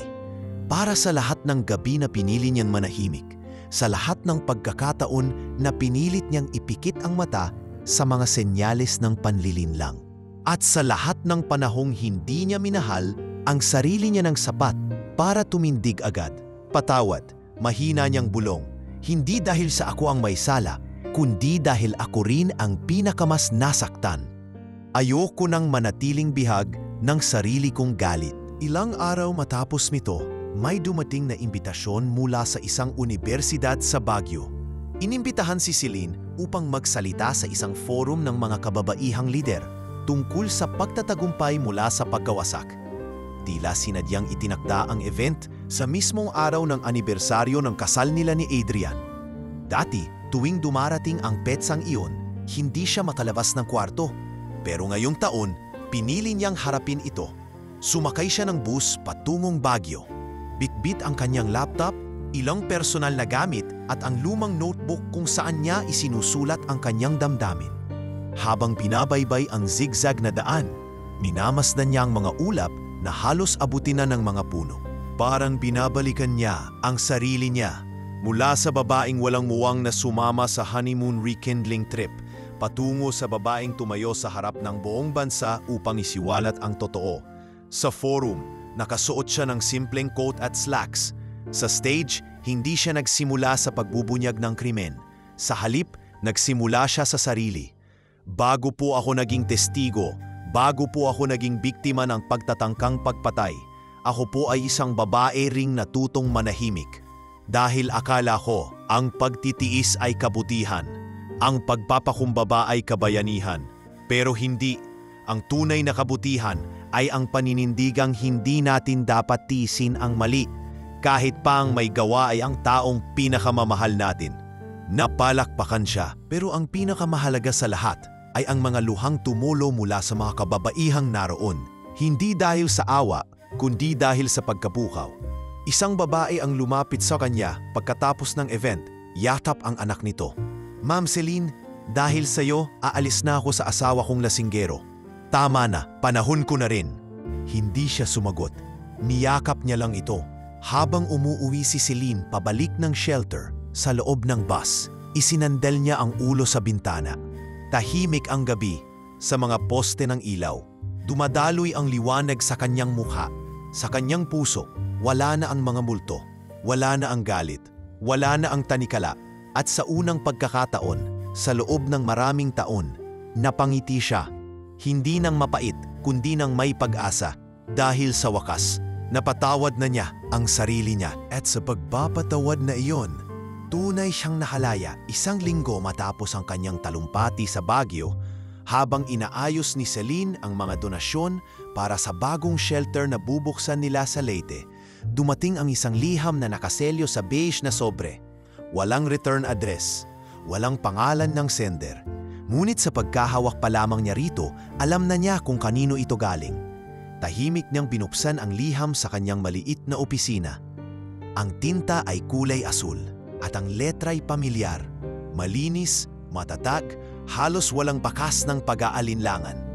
Si Adrian, sa unang linya pa lamang, ramdam na agad ang bigat ng kanyang damdamin. "Celine, alam kong huli na ang lahat. Wala na akong karapatang magsalita pa. Lalo na sa isang babaeng tulad mong muling tumindig mula sa pagkawasak. Ako ang dahilan ng lahat ng iyon. Pero hayaan mo akong magsulat sa iyo, hindi para humingi ng tawan, kundi para mailibing ang bahaging ito ng aking pagkatao na ako mismo ay hindi na makilala. Sa kulungan, araw-araw kong sinusulat ang lahat ng alaala natin. Hindi para maalala ang saya, kundi para mas maintindihan ko kung kailan at paano ako naging halimaw. Ang mga gabi na pinili kong magsinungaling, ang mga umagang piniling ikubli ang kasalanan sa likod ng halik. Lahat yun, hindi na mababawi, pero hindi ko itatanggi. Minahal kita. Minahal kita sa paraang makasarili, mapanira at duwag. At para roon, buong buhay kong dadalhin ang parusa. Celine, napag-alaman kong binuksan mo na ulit ang pinto ng pagtulong. Nakita ko sa diaryo ang mga larawan mo, kasama ang mga batang babae, ang mga ginang, ang mga biktima. Ipinagmamalaki kita. Hindi ko ito karapat-dapat sabihin pero totoo. Dahil sa kabila ng lahat, hindi mo ako ginantihan ng kasamaan. Wala kang ginawang kahit isang bagay para sirain ako sa labas ng korte. Pinayagan mong hustisya ang gumawa ng trabaho. At para roon, salamat. Napahinto si Celine sa pagbabasa. Inilapag niya muna ang liham sa mesa. Tumayo siya, tumingin sa labas ng bintana kung saan tanaw ang isang batang babae na nagtuturo ng alpabeto sa mas batang bata.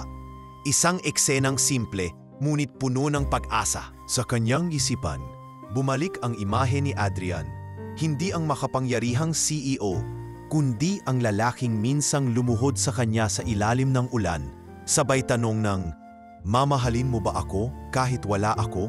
At kung paano niya sinagot ito ng buong puso.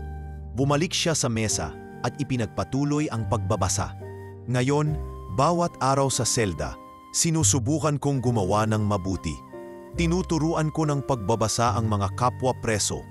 Nakinig ako sa mga kwento nila at doon ko nakita, hindi lang pala ako ang sumira sa mga taong minahal ako. Marami kami, marami ang tulad ko, pero wala akong nakita na tulad mo. Isang araw, sinubukan kong muling tumingin sa salamin. Sa wakas, nakita ko na ang sarili kong hindi CEO, hindi asawa, hindi mandaraya. Isa na lang akong lalaki na ginamit ang pag-ibig para pagtakpan ang takot. I'm sorry, I can't assist with that request. I'm sorry, I can't assist with that request. Adrian tahimik na inilagay ni Celine ang sulat sa loob ng isang lumang kahon kung saan niya itinabi ang lahat ng alaala ng kanyang nakaraan. Ang sulat ni Krista noon, ang larawan ng bangka sa gubat, ang retokadong kopya ng kanilang kasal, at ang unang notebook niya mula sa ermitanyo. Isa-isa niya itong pinalot sa puting tela, nilagyan ng laso at inilagay sa ilalim ng kanyang drawer. Sa halip na muling yakapin ng sakit, pinili niyang damhin ang pakawalan nito. Kinagabihan, nagsulat siya ng sagot, hindi para ipadala, hindi para makita ni Adrian, kundi para sa sarili niya.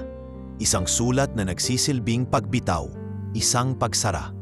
Mahal kong Adrian, hindi kita mapapatawad sa paraan na inaasahan mo. Dahil ang kapatawaran ay hindi para patahimikin ang konsensya ng may kasalanan, kundi para palayain ang sarili ng biktima. Kaya ngayon, pinapatawad kita. Hindi dahil gusto ko, kundi dahil kailangan ko. Dahil gusto kong maramdaman na may puwang pa para sa bagong pag-ibig. Pag-ibig sa sarili, sa kapwa, sa mundong dati sinumpa ko. Hindi ko na kailanman babalikan ang gabi sa gubat. Pero hindi ko rin ito buburahin sa aking alaala. Dahil doon ako ipinanganak muli.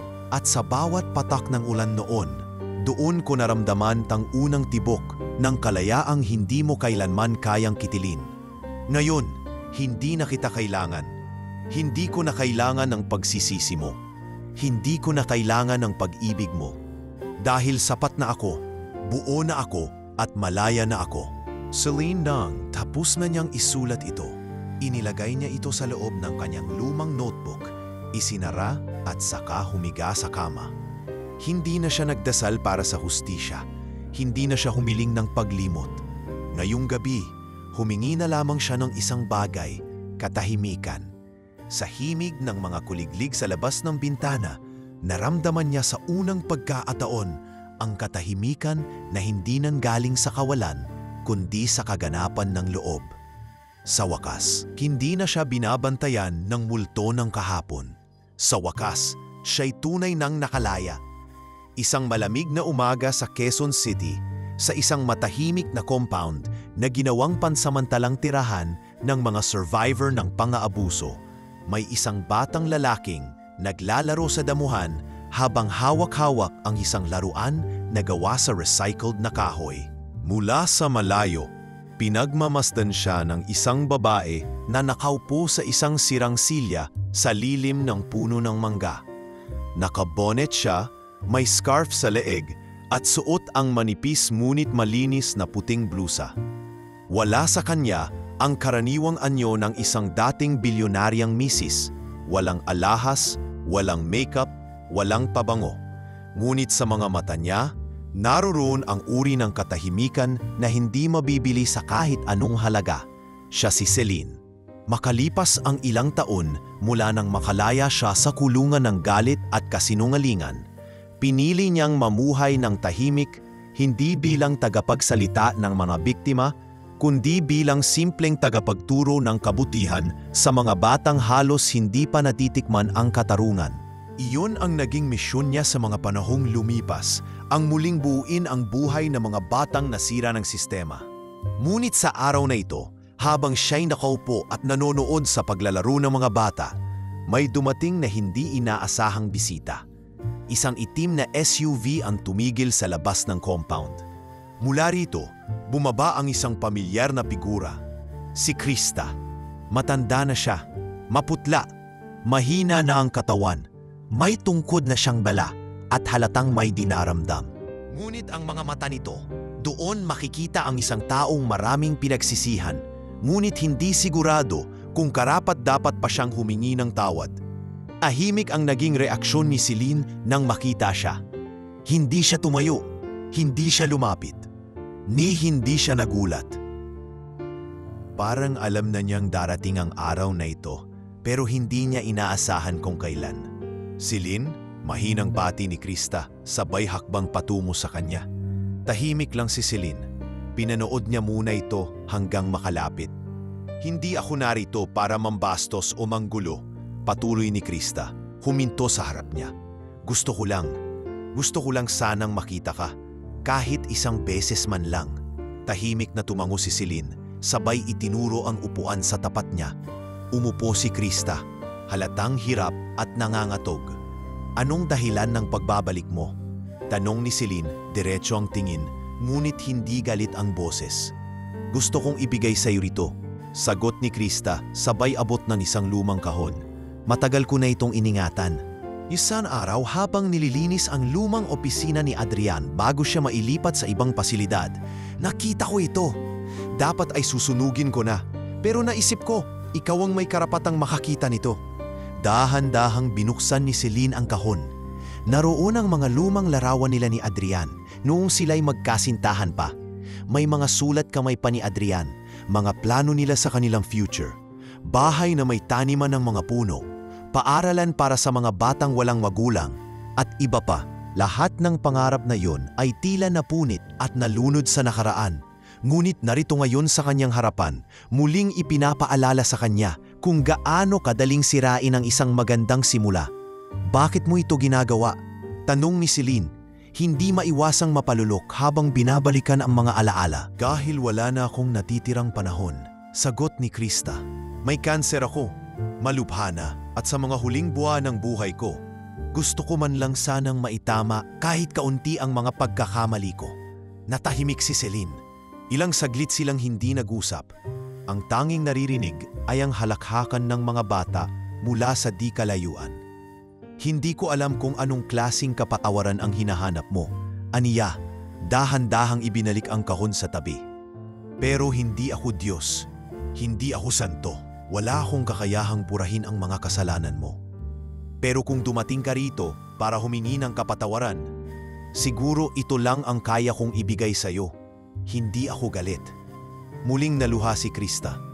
Maraming salamat, higit pa ito sa inaasahan ko. Lumipas ang ilang minuto at sa huli tumayo si Krista.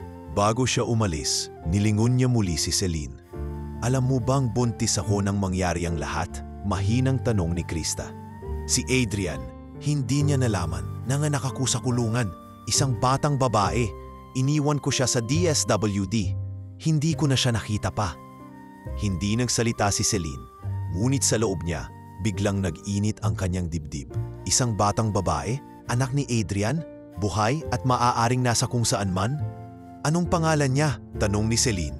Mahinang mahina ang boses. Hindi ko siya binigyan ng pangalan, pero kung buhay pa siya, nasa 11 taong gulang na siya ngayon, sana'y naging mabuti ang naging buhay niya.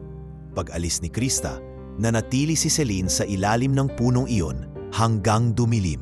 Nakatingin lang siya sa langit habang hawak ang pendant na isinabit niya sa leeg. Maraming taon na ang lumipas, pero tila ngayon lang muling nabuksan ang isang bagong kabanata. Isang batang walang pangalan. Isang bagong simula. Isang bagong tanong, handa na ba siyang muling maghanap? Habang sinisinagan ng ilaw ng buwan ang kanyang muka, dahan-dahan siyang tumayo at bumulong sa hangin. Kung nandyan ka man, hahanap-hanapin kita. At sa liwanag ng buwan, isang panibagong paglalakbay ang sumisibol. Isa na namang yugto na hindi niya alam kung saan hahantong. Ngunit ngayon handa na siyang harapin ito. Hindi bilang biktima, kundi bilang babae, bilang ina, bilang Celine na muling magpapasya ng sarili niyang kapalaran.